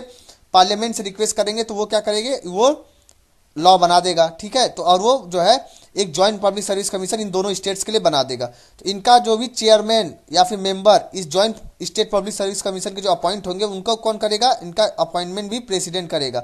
लेकिन अगर किसी पर्टिकुलर स्टेट की बात आ जाएगा तो उनका अपॉइंटमेंट कौन करेगा? उस स्टेट का गवर्नर ही करेगा, लेकिन रिमूवल कौन करेगा? प्रेसिडेंट करेगा। और यहाँ पे अपॉइंटमेंट भी वही करेगा, प्रेसिडेंट ही, और रिमूवल भी प्रेसिडेंट करेगा। कहाँ पे? JSPSC में, ठीक है। उसका देखिए यूपीएससी की बात आती है, तो इनका देखिए यूपीएससी जो है हमारा जो यूनियन पब्लिक सर्विस कमीशन है, ये भी अगर मान लीजिए किसी स्टेट को ज़रूरत है, ठीक है, कि यूपीएससी वहाँ के भी सर्विस के लिए रिक्रूटमेंट कर दे, तो वहाँ का जो उस स्टेट का जो गवर्नर रहेगा ना, वो रिक्वेस्ट करेगा किससे? यूपीएससी से। लेकिन किस अप्रूवल भी लेना पड़ेगा उसको। किसका अप्रूवल? प्रेसिडेंट का अप्रूवल के बाद। और जब स्टेट गवर्नर, जब वहाँ का उस पर्टिकुलर स्टेट का जब राज्यपाल जब रिक्वेस्ट करे, गवर्नर मतलब राज्यपाल, किससे रिक्वेस्ट करे? यूपीएससी से। तो यूपीएससी भी जो है उनके लिए अलग से रिक्रूटमेंट ले आ देगी। यूपीएससी उनका एग्जाम करा के उनको ऑफिसर्स दे देगी। तो देखिए यूपीएससी कब स्टेट्स को असिस्ट करेगी? जब जो है 2 या 2 से अधिक स्टेट रिक्वेस्ट करें, ठीक है, कि हमको जो है एक जॉइंट रिक्रूटमेंट करानी है किसी भी सर्विस के लिए। चलिए अब हम बात करेंगे इंटीग्रेटेड जुडिशियल सिस्टम की। कि दोस्तों, जैसे हमारे देश में आप देखेंगे हमारे यहाँ डुअल पॉलिटी है, एक सेंट्रल गवर्नमेंट है, एक स्टेट गवर्नमेंट है। लेकिन हमारे यहाँ डुअल सिस्टम नहीं है एडमिनिस्ट्रेशन का। किसके लिए? जस्टिस के एडमिनिस्ट्रेशन के लिए डुअल जस्टिस नहीं है। ऐसा नहीं है कि स्टेट गवर्नमेंट स्टेट जो है अपना उसका अलग कोर्ट होगा और सेंट्रल गवर्नमेंट का अलग कोर्ट होगा, बल्कि हमारे यहाँ जितने भी कोर्ट हैं वो एक दूसरे से जुड़े हुए हैं। जैसे अगर मैं बात करूँ, सबसे ऊपर हो गया सुप्रीम कोर्ट, उसके नीचे हो गया हाई कोर्ट, उसके नीचे हो गया डिस्ट्रिक्ट कोर्ट। तो ये तीनों ही एक दूसरे से क्या है, जुड़े हुए हैं, तीनों एक दूसरे से अलग नहीं है, ये बात कही गई। ठीक है, तो देखिए वही बात कही गई है कि सुप्रीम कोर्ट सबसे ऊपर, उसका बाद स्टेट का हाई कोर्ट। तो देखिए जो भी जज होंगे स्टेट के हाई कोर्ट के, उनको अपॉइंटमेंट कौन करेगा, उनका अपॉइंटमेंट करेगा प्रेसिडेंट। और किससे, मतलब किसका कंसल्टेशन लेके, किससे बोल के, चीफ जस्टिस ऑफ इंडिया से कंसल्टेशन लेके उसको उसका अपॉइंटमेंट करेगा। साथ ही जो भी जिस स्टेट का हाई कोर्ट है ना, उसके गवर्नर से भी उसको कंसल्टेशन लेना पड़ेगा, किसको, प्रेसिडेंट को। लेकिन अपॉइंटमेंट कौन करता है, आप ये याद रखिएगा, प्रेसिडेंट को। और इनका ट्रांसफर भी या फिर इनका रिमूवल करना हो तो वो भी प्रेसिडेंट के ही द्वारा किया जाएगा। ठीक है, अब चलिए हम आगे बात करते हैं। जो पार्लियामेंट है हमारा, वो एक कॉमन हाई कोर्ट भी बना सकती है, दो या दो से अधिक स्टेट्स के लिए। और जैसे अगर एग्जांपल की बात करूं मैं, तो जैसे महाराष्ट्र और गोवा के लिए एक ही हाई कोर्ट है, दोनों स्टेट के लिए एक ही हाई कोर्ट है, बॉम्बे हाई कोर्ट। पंजाब और हरियाणा के लिए भी एक ही हाई कोर्ट है। ठीक है, मतलब इन लोगों का एक कॉमन हाई कोर्ट है वो। अब देखिए रिलेशन की बात करेंगे, क्या रिलेशन रहता है सेंट्रल गवर्नमेंट और स्टेट गवर्नमेंट के बीच में जब हमारे देश में इमरजेंसी लग जाती है। तो दोस्तों देखिए, जब भी हमारे देश में नेशनल इमरजेंसी लग जाएगी आर्टिकल 352 में, 352 के द्वारा, तो देखिए तीन तरह की इमरजेंसी होती है, एक नेशनल इमरजेंसी, एक प्रेसिडेंट रूल, ठीक है, या फिर सॉरी, एक नेशनल इमरजेंसी, एक प्रेसिडेंट रूल, और जो तीसरा वो क्या है, फाइनेंशियल इमरजेंसी। और इनसे रिलेटेड आर्टिकल हैं 352, 356, 360, 352, 356 एंड 360। ये सभी, अभी मैं इमरजेंसी का एक सेपरेट चैप्टर है तो उसमें आपको ये सभी चीज़ें बता दूंगा। तो चलिए हम इसमें बात करते हैं। जब भी हमारे देश में इमरजेंसी लग जाएगी तो जो भी एग्जीक्यूटिव डायरेक्शन रहेगा ना किसी भी मैटर पे, वो जो है सेंट्रल गवर्नमेंट किसको देगा, सेंट्रल गवर्नमेंट बोलेगा स्टेट को कि हाँ कि आप ये काम करिए। ठीक है, तो आप कह सकते हैं जो स्टेट गवर्नमेंट हो बिल्कुल किसके कंट्रोल में आ जाएगा, सेंट्रल गवर्नमेंट के कंट्रोल में। लेकिन स्टेट गवर्नमेंट सस्पेंड नहीं होगा, ये बात याद रखिएगा, ऐसा नहीं कि स्टेट गवर्नमेंट रहेगा ही नहीं। और जब कभी प्रेसिडेंट रूल लगेगा किसी पर्टिकुलर स्टेट में आर्टिकल 356 के द्वारा, तो वहाँ क्या होगा, तो प्रेसिडेंट जो है, प्रेसिडेंट उस स्टेट पे कोई भी एग्जीक्यूटिव पावर, कोई भी लॉ को बनाना होगा, कोई लॉ लागू करना, कोई भी लॉ अगर लागू करना होगा, कोई एक्ट को लागू करना होगा तो कौन करेगा, प्रेसिडेंट करेगा। ठीक है, और मतलब प्रेसिडेंट के नाम पे कौन करेगा, गवर्नर, गवर्नर के पास पावर आ जाती है। ठीक है, या कोई और अथॉरिटी हो, जैसे कि अगर यूनियन टेरिटरी और एक बात कर रहे हैं तो वहाँ पे गवर्नर ना होकर वहाँ पे एडमिनिस्ट्रेटर होते हैं। और साथ ही अगर दिल्ली की बात करें तो वहाँ भी गवर्नर नहीं रहता, वहाँ पे क्या रहता है, वहाँ पे लेफ्टिनेंट गवर्नर रहता है। और देखिए जब हमारे देश में जब फाइनेंशियल इमरजेंसी लग जाएगी आर्टिकल 360 के द्वारा ये लगती है, तो जो सेंट्रल गवर्नमेंट है वो स्टेट गवर्नमेंट्स के जो भी फाइनेंशियल प्रॉपर्टी हैं उसको जो है ऑब्जर्व कर सकती। साथ ही जो हमारा प्रेसिडेंट है, प्रेसिडेंट जो है, राष्ट्रपति जो है, वो क्या कर सकता है, जो भी जरूरी चीज़ें रहेंगी ना, जिससे कि हमारे जो हमारा जो देश का जो फाइनेंशियल स्ट्रक्चर जो है उसमें सुधार आ जाए, उसके लिए वो क्या कर सकता है, जो सैलरी है किसी भी पर्सन का जो कि स्टेट के अंदर सर्व कर रहा है, कोई भी हाई कोर्ट का जज हो, उसके सैलरी में कटावट कर सकता है, उसको रिड्यूस कर सकता है, उसका रिडक्शन कर सकता है। अब चलिए अब बात करते हैं, और भी कई ढेर सारे प्रोविजंस हैं तो उनके बारे में अब हम डिस्कशन करेंगे। फ्रेंड्स देखिए, सबसे पहली बात ये कही कि जो आर्टिकल 355 है, इसमें सेंट्रल गवर्नमेंट की दो ड्यूटी है। वो क्या दो ड्यूटी है कि जितने भी स्टेट है ना हमारे देश में, उनको प्रोटेक्ट करना है। अगर हमारे देश में जितने भी स्टेट हैं उनको किससे प्रोटेक्ट करना है, अगर मान लीजिए कोई एक्सटर्नल एग्रेशन हो जाए, ठीक है, या कोई इंटरनल डिस्टर्बेंस हो जाए, वहाँ पे दंगा फसाद हो जाए, कुछ भी हो जाए किसी भी स्टेट में, हमारे देश के किसी भी स्टेट में हो जाए, चाहे यूपी बिहार कहीं भी, तो सेंट्रल गवर्नमेंट की ड्यूटी है कि वो उस स्टेट को प्रोटेक्ट करे, उससे बचाए। और साथ ही सेंट्रल गवर्नमेंट की ये भी ड्यूटी है कि जो भी स्टेट गवर्नमेंट है वो जो भी प्रोविजंस वगैरह बना रही है, जो भी लॉ बना रही है, वो किसके अकॉर्डिंगली बनाए, किसके हिसाब से बनाए, जो हमारी जो कॉन्स्टिट्यूशन है, जो हमारा संविधान है, संविधान के दायरे में रह के जो स्टेट गवर्नमेंट एक काम करे, उसको भी चेक करना किसका काम है, किसकी ड्यूटी है, वो सेंट्रल गवर्नमेंट की ड्यूटी है। तो दो ड्यूटी है किसकी, सेंट्रल गवर्नमेंट की। कहाँ पर लिखा, आर्टिकल 355 में। उसके बाद देखिए जो गवर्नर है किसी भी स्टेट का, उसका अपॉइंटमेंट कौन करता है, प्रेसिडेंट करता है। और ये कब तक जो है ये अपने पद पे रह सकता है, अपने ऑफिस में रह सकता है जब तक कि प्रेसिडेंट चाहेगा तभी तक, ठीक है, नहीं तो इसको रिमूव कर देगा कौन, प्रेसिडेंट। तो देखिए ये कहा तो जाता है कि कॉन्स्टिट्यूशनल हेड है, मतलब इसको हेड ऑफ द स्टेट कहते हैं ना। जैसे देश का सबसे हेड कौन है, देश का हेड है राष्ट्रपति, उसी तरह किसी स्टेट का हेड कौन रहता है, गवर्नर। लेकिन ये जो गवर्नर है एक तरीके से एजेंट रहता है, किसका, सेंटर का एजेंट रहता है किसी स्टेट में, जिस स्टेट में उसका अपॉइंटमेंट होता है। और ये किसी भी स्टेट में किस तरीके से काम हो रहा है, किस तरीके से वहाँ पे जो भी एडमिनिस्ट्रेशन है किस तरीके से वो स्टेट गवर्नमेंट कर रही है, उसका रिपोर्ट वो जो है गवर्नर जो है सेंट्रल गवर्नमेंट को प्रोवाइड करता है, ठीक है।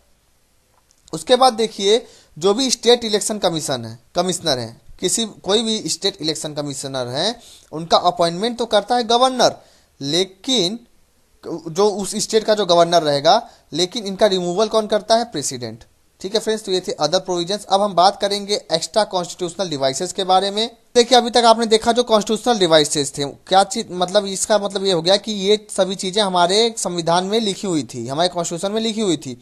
लेकिन कुछ एक्स्ट्रा कॉन्स्टिट्यूशनल डिवाइसेस भी हैं जो कि हमारे कॉन्स्टिट्यूशन में नहीं लिखी गई हैं, हमारे कॉन्स्टिट्यूशन में उनका कोई भी उनके बारे में कोई भी बात नहीं लिखी गई है। और ये भी किस लिए है, ये भी कॉपरेशन और कोऑर्डिनेशन को प्रमोट करते हैं सेंट्रल गवर्नमेंट और स्टेट गवर्नमेंट के बीच में। और इसमें जो है कई ढेर सारे एडवाइजरी बॉडी, मतलब एडवाइजरी बॉडीज हैं, ठीक है, जो एडवाइस देंगे। और कई कॉन्फ्रेंसेस हैं, ठीक है, जो किस लेवल पे हेल्ड होते हैं, किस लेवल पे आएंगे, ये सेंट्रल लेवल पे हेल्ड होते हैं, ठीक है। तो कौन कौन से हैं, non constitutional advisory bodies, planning commission जो कि आज नीति आयोग के नाम से जाना जाता है, national development council, the national integration council, the central council of health, the central council of local government and urban development, the zonal council, the north eastern council, और भी कई ढेर सारे हैं, ठीक है फ्रेंड्स। और यूजीसी हो गया।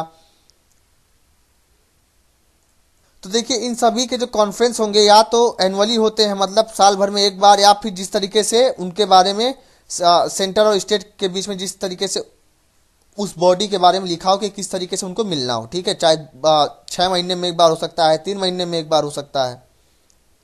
तो देखिए अगर गवर्नर, जितने स्टेट हैं हमारे, जितने राज्य हैं देश में, उन सबके गवर्नर का अगर मीटिंग है, उन सबके गवर्नर का कॉन्फ्रेंस है, तो उनको प्रिसाइड कौन करेगा, प्रेसिडेंट।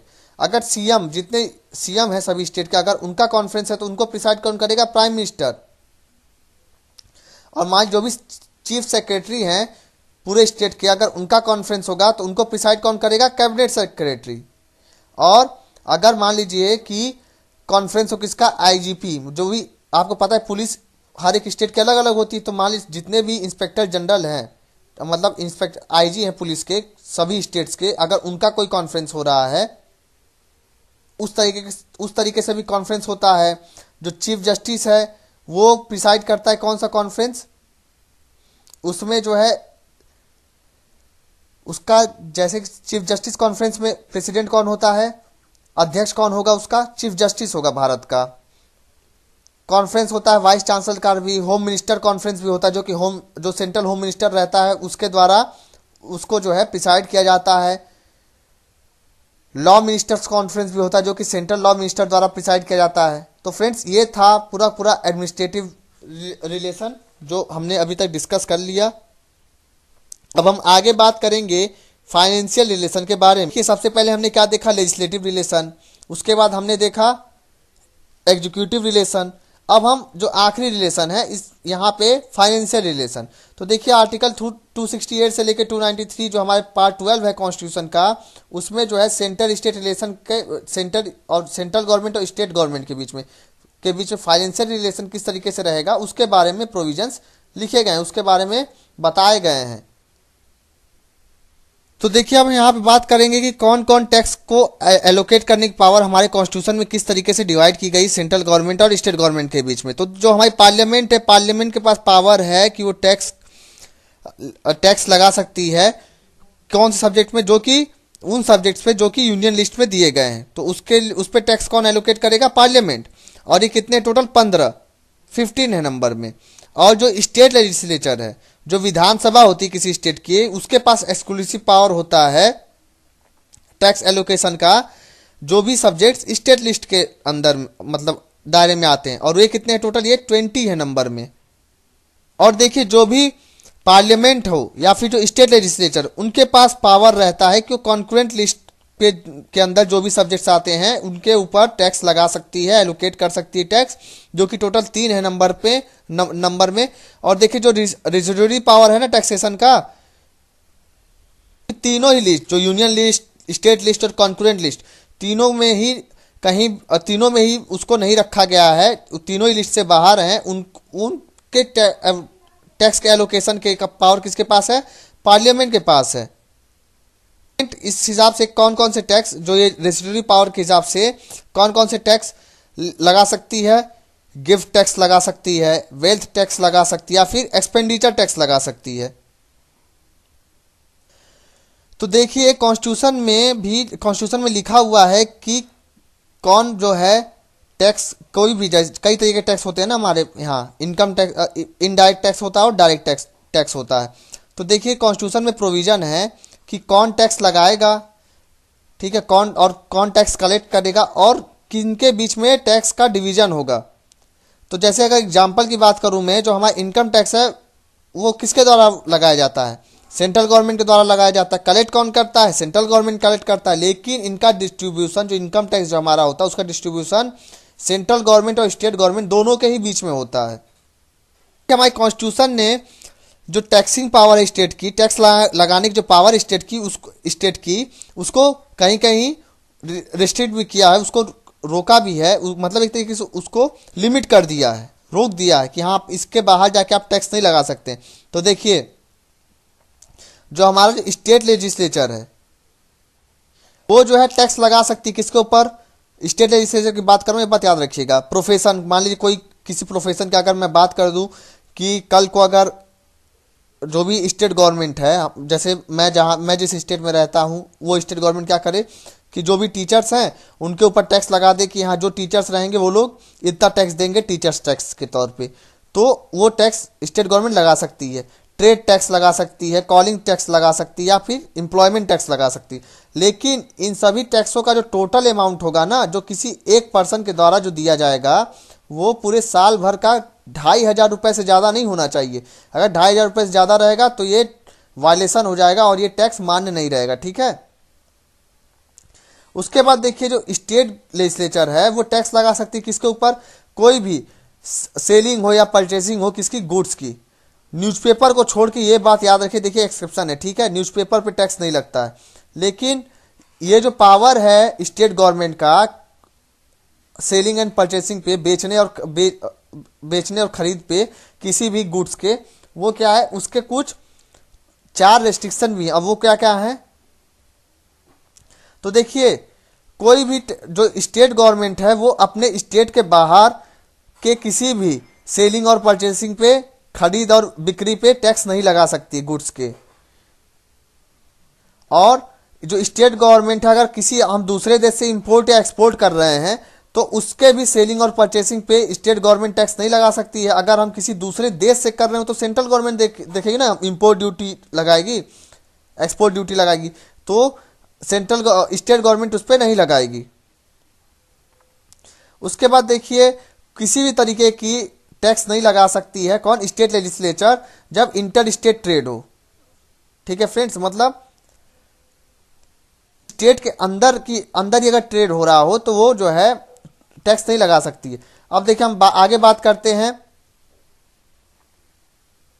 लीजिए कोई ऐसा टैक्स है, मतलब कि कोई गुड्स है, ठीक है, कोई सामान है, उसके खरीद और बिक्री पे पार्लियामेंट ने ही पहले से टैक्स इम्पोज कर दिया है कि उसका मान लीजिए कोई कुछ ज़्यादा स्पेशल इंपॉर्टेंस हो, ठीक है, इंटर स्टेट ट्रेड से या कॉमर्स से रिलेटेड, तो वहाँ पे भी हमारा जो स्टेट लेजिस्लेचर है वो टैक्स नहीं लगा सकता है।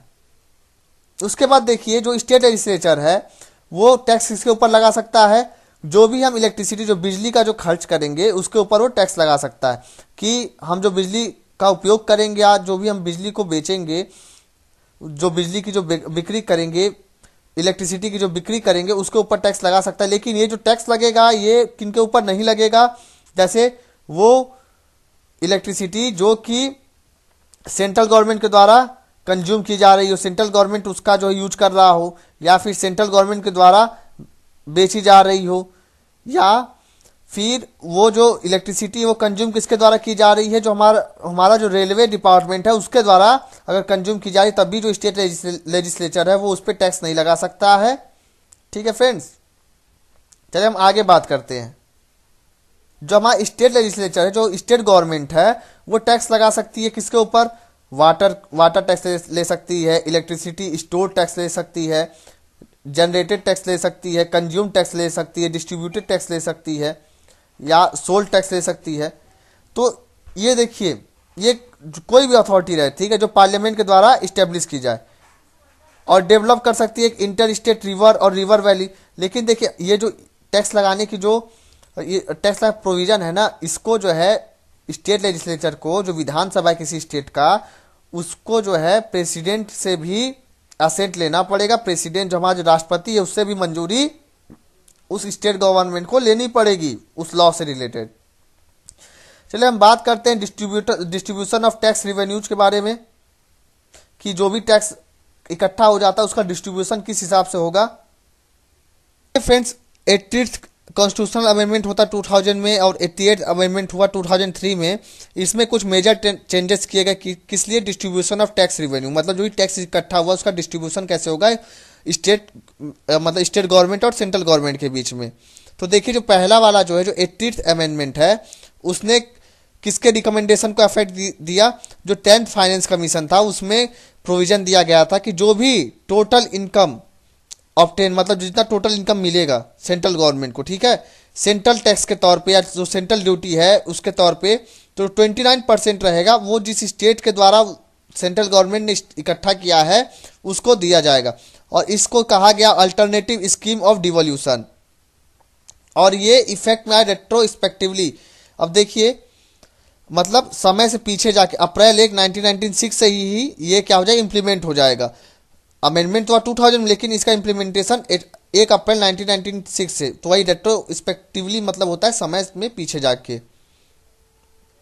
तो देखिए इस अमेंडमेंट ने किसके किसके ऊपर चेंज किया, जो भी सेंट्रल टैक्स थे और ड्यूटी थे ना, जैसे corporation tax and custom duties, income tax, tax on income, ठीक है, एग्रीकल्चर पे इनकम टैक्स जो था उसको छोड़ के, तो इन सब के जो डिस्ट्रीब्यूशन होगा वो उसका जो है, जो भी कलेक्शन करेगी सेंट्रल गवर्नमेंट उस स्टेट से, उसका 29% वो स्टेट गवर्नमेंट को ही प्रोवाइड कराएगी।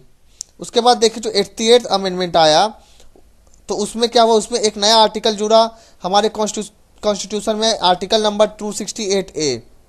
अब ये किससे जुड़ा, ये टैक्स सर्विस से रिलेटेड जुड़ा। देखिए इसमें क्या हुआ, जो आर्टिकल 268A, तो इसमें टैक्स जो है सर्विस चार्ज जिसको बोलते हैं, तो टैक्स ऑन सर्विस भी लगने लगा, ठीक है। और ये जो टैक्स जो लगाया जाएगा सर्विस टैक्स, ये कौन लगाएगा, सेंट्रल गवर्नमेंट लगाएगी, लेकिन इसका कलेक्शन और इसका डिस्ट्रीब्यूशन किसी से बीच में होगा, सेंट्रल गवर्नमेंट और स्टेट गवर्नमेंट दोनों के ही बीच में होगा। तो देखिए अब इन दोनों अमेंडमेंट के बाद अब जो पोजीशन है हमारे कॉन्स्टिट्यूशन में टैक्स रिलेटेड प्रोविजंस की, टैक्स रिलेटेड डिस्ट्रीब्यूशन की, वो कुछ इस प्रकार है। अब हम उसका डिस्कशन अब हम करेंगे। तो देखिए फ्रेंड्स, ये क्या है, टैक्स जो है, टैक्स लगाए किसके द्वारा जाएगा, सेंट्रल गवर्नमेंट नियम बनाएगी कितना टैक्स लेना है, लेकिन कलेक्ट कौन करेगा, कलेक्ट करेगा इसको state government.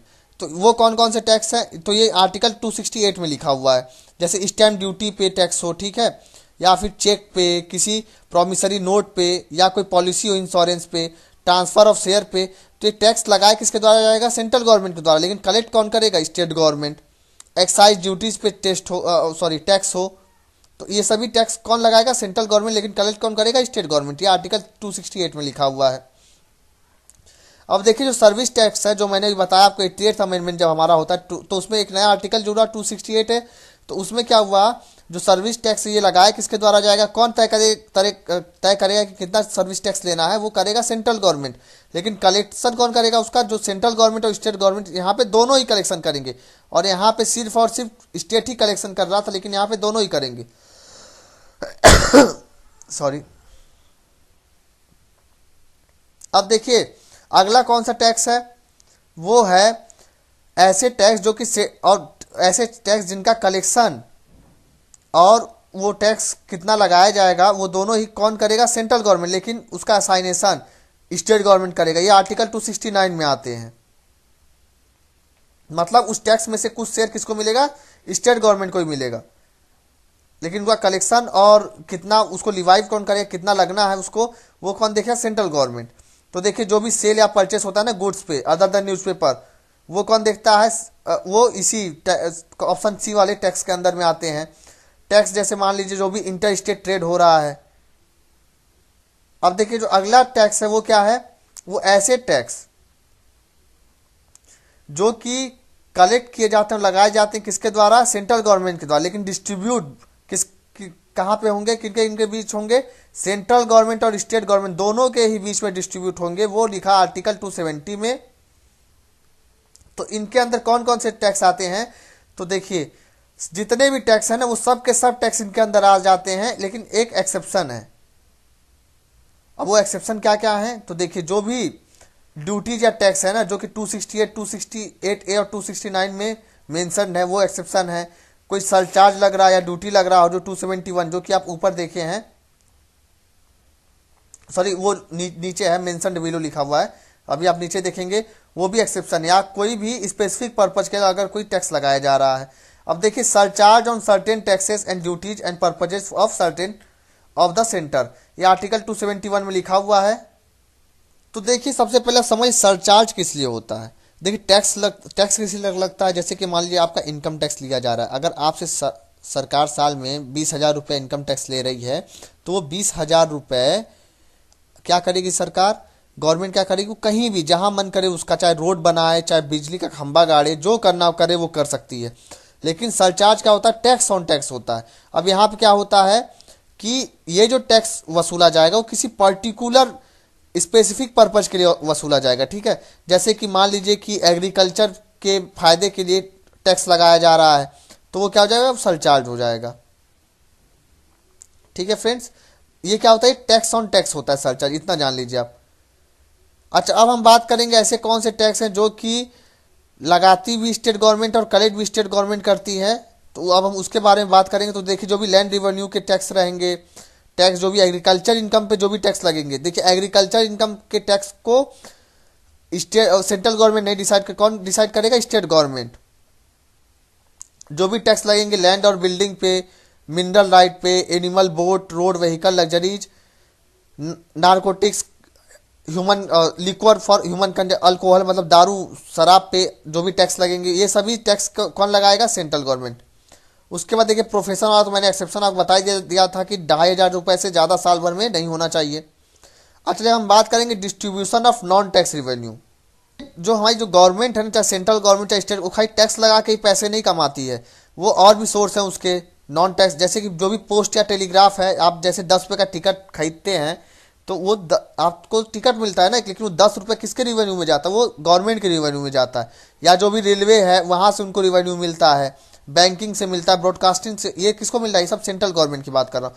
Coinage, currency, central public service enterprises.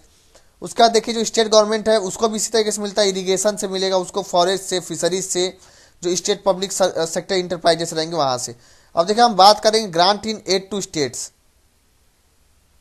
जो सेंट्रल गवर्नमेंट और स्टेट गवर्नमेंट है उन दोनों के बीच में टैक्स का तो शेयरिंग होता है, साथ ही साथ जो हमारी जो सेंट्रल गवर्नमेंट है ना वो स्टेट्स को क्या करती है, ग्रांट देती है, मतलब कुछ पैसे और प्रोवाइड, अलग से पैसे प्रोवाइड करती है जिससे कि वहाँ के लोगों का डेवलपमेंट हो सके। तो देखिए ये दो तरीके के होते हैं, एक स्टैट्यूटरी ग्रांट और एक होता है डिस्क्रिशनरी ग्रांट। अब स्टैट्यूटरी ग्रांट क्या है, तो आर्टिकल 275 में लिखा हुआ है कि पार्लियामेंट जो है किसी भी स्टेट को ग्रांट दे सकती है अगर उसको क्या जरूरत है, फाइनेंशियल असिस्टेंस की जरूरत है। और ये जो है सभी स्टेट्स को नहीं मिलेंगे, किसी पर्टिकुलर स्टेट्स को ही मिलेंगे। साथ ही ये जो अमाउंट जो ग्रांट जो देगा सेंट्रल गवर्नमेंट वो अलग अलग स्टेट के लिए अलग अलग अमाउंट रहेगा। ऐसा नहीं कि सब जिस स्टेट को ग्रांट देगा, अगर 5 लाख किसी मान आसाम को दे रहा है तो 5 लाख मणिपुर को भी देगा, वो जैसा जिसकी जरूरत रहेगी उस हिसाब से देगा। और ये जो भी ग्रांट देगा वो कहाँ से देगा, कंसोलिडेटेड फंड ऑफ इंडिया है ना, वहां से देगा हर साल। जो हमारे कॉन्स्टिट्यूशन है वो और भी चीज़ों को स्पेसिफिक मतलब बताया है उसने क्या बताया है कि जो शेड्यूल ट्राइब जो एसटी कम्युनिटी है किसी भी स्टेट में, या फिर मान लीजिए जो आसाम स्टेट है वहाँ पे जो शेड्यूल ट्राइबल जो एरिया है वहाँ के एडमिनिस्ट्रेशन के लिए अगर पैसों की ज़रूरत पड़ती है तो जो सेंट्रल गवर्नमेंट वो पैसे प्रोवाइड कराएगा, उनको ग्रांट प्रोवाइड कराएगा। और देखिए जो ये जो स्टैट्यूटरी ग्रांट है ना आर्टिकल 275 के अंदर, चाहे जनरल हो या फिर स्पेसिफिक हो जाए, या जैसे ये जो शेड्यूल ट्राइबल एरिया वाला जो स्पेसिफिक हो गया, ये किसके रिकमेंडेशन पे दिया जाता है? फाइनेंस कमीशन के रिकमेंडेशन पे दिया जाएगा किसी भी स्टेट्स को। अब देखिए अगला जो है वो डिस्क्रिशनरी ग्रांट है। ये क्या है? आर्टिकल 282 में लिखा गया है कि जो सेंट्रल गवर्नमेंट है वो किसी भी,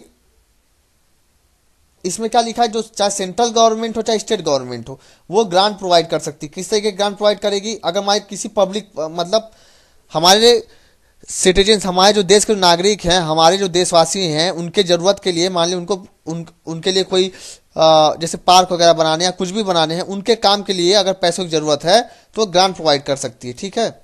और भले ही जो है वो उनके लेजिस्लेटिव मतलब उनके दायरे में ना आता हो। और देखिए, और इस प्रोविजन के अंतर्गत जो सेंट्रल गवर्नमेंट जो ग्रांट किसको देगी? स्टेट गवर्नमेंट को देगी। और इस तरीके के ग्रांट को क्या बोलते हैं हम लोग? डिस्क्रेशनरी ग्रांट बोलते हैं।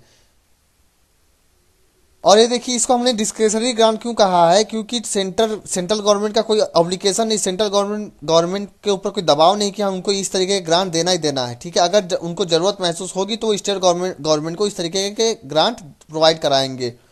ठीक है फ्रेंड्स। और साथ ही साथ एक और बात बताऊंगा मैं, जो ये जो डिस्क्रेशनरी ग्रांट है ना, जैसे जो टोटल ग्रांट जो देती है हमारी जो सेंट्रल गवर्नमेंट साल भर में किसी भी स्टेट को, उसकी जो वैल्यू है हमारी जो स्टैट्यूटरी ग्रांट है उससे ज़्यादा है।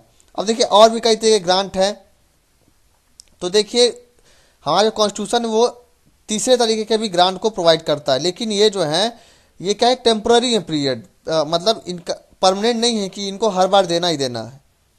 तो ये कौन से ग्रांट है? जैसे इस तरीके के ग्रांट जो कि एक्सपोर्ट ड्यूटी पे दिया जाए, जैसे जूट के एक्सपोर्ट ड्यूटी के लिए, या जूट प्रोडक्ट जो कि असम में, बिहार में, उड़ीसा में, इनके विकास के लिए दिया जाए। तो ये सारे ग्रांट क्या हैं? ये अलग तरीके के ग्रांट हैं जो इन दोनों से अलग हैं। ठीक है। लेकिन हमारे कॉन्स्टिट्यूशन में इनके लिए भी प्रोविजंस दिए गए हैं। तो फ्रेंड्स देखिए, अब यहाँ पे मेरा लेक्चर्स अब मैं यही ख़त्म करूँगा। और जो हम जो कल जो टॉपिक जो अब डिस्कस करेंगे, अब अगला पार्ट आएगा इस लेक्चर का, वो होगा फाइनेंस कमीशन से रिलेटेड। क्योंकि देखिए काफ़ी ज़्यादा लंबा लेक्चर हो जाएगा, नहीं तो मैं आज इस चैप्टर को ख़त्म ही कर देता। देखिए अगर ज़्यादा लंबा लेक्चर कर दूंगा तो आप लोग भी दोस्तों बोर हो जाओगे, तो इसलिए मैं जो हूँ ज़्यादा लंबा लेक्चर इसको नहीं करूँगा। और जो अगला लेक्चर आएगा उसमें आपका सेंटर स्टेट रिलेशन का जो टॉपिक है वो आपका समाप्त हो जाएगा। उसके बाद हम लोग देखेंगे इंटर स्टेट रिलेशन, और उसके बाद बस एक ही टॉपिक बचेगा, वो होगा इमरजेंसी प्रोविजन। और ये आपका पार्ट 2 है जो बुक का, वो भी समाप्त हो जाएगा। और देखिए फ्रेंड्स, मैं यही कहूँगा कि आप इस वीडियो का अगर आपको पसंद आया हो दोस्तों तो प्लीज़ लाइक करिएगा और वीडियो को शेयर भी करिएगा, क्योंकि और भी लोगों की इससे हेल्प हो सकती है। और आप डिजायर आईएएस चैनल को सब्सक्राइब कर सकते हैं, साथ ही बेल आइकन को भी जरूर दबाइएगा। और इसी चैनल पे आपको और भी ढेर सारे वीडियोस मिल जाएंगे, जिससे कि आप अपने यूपीएससी की प्रिपरेशन में उससे मदद ले सकते हैं। तो friends, very very thanks for watching my video and God bless you all.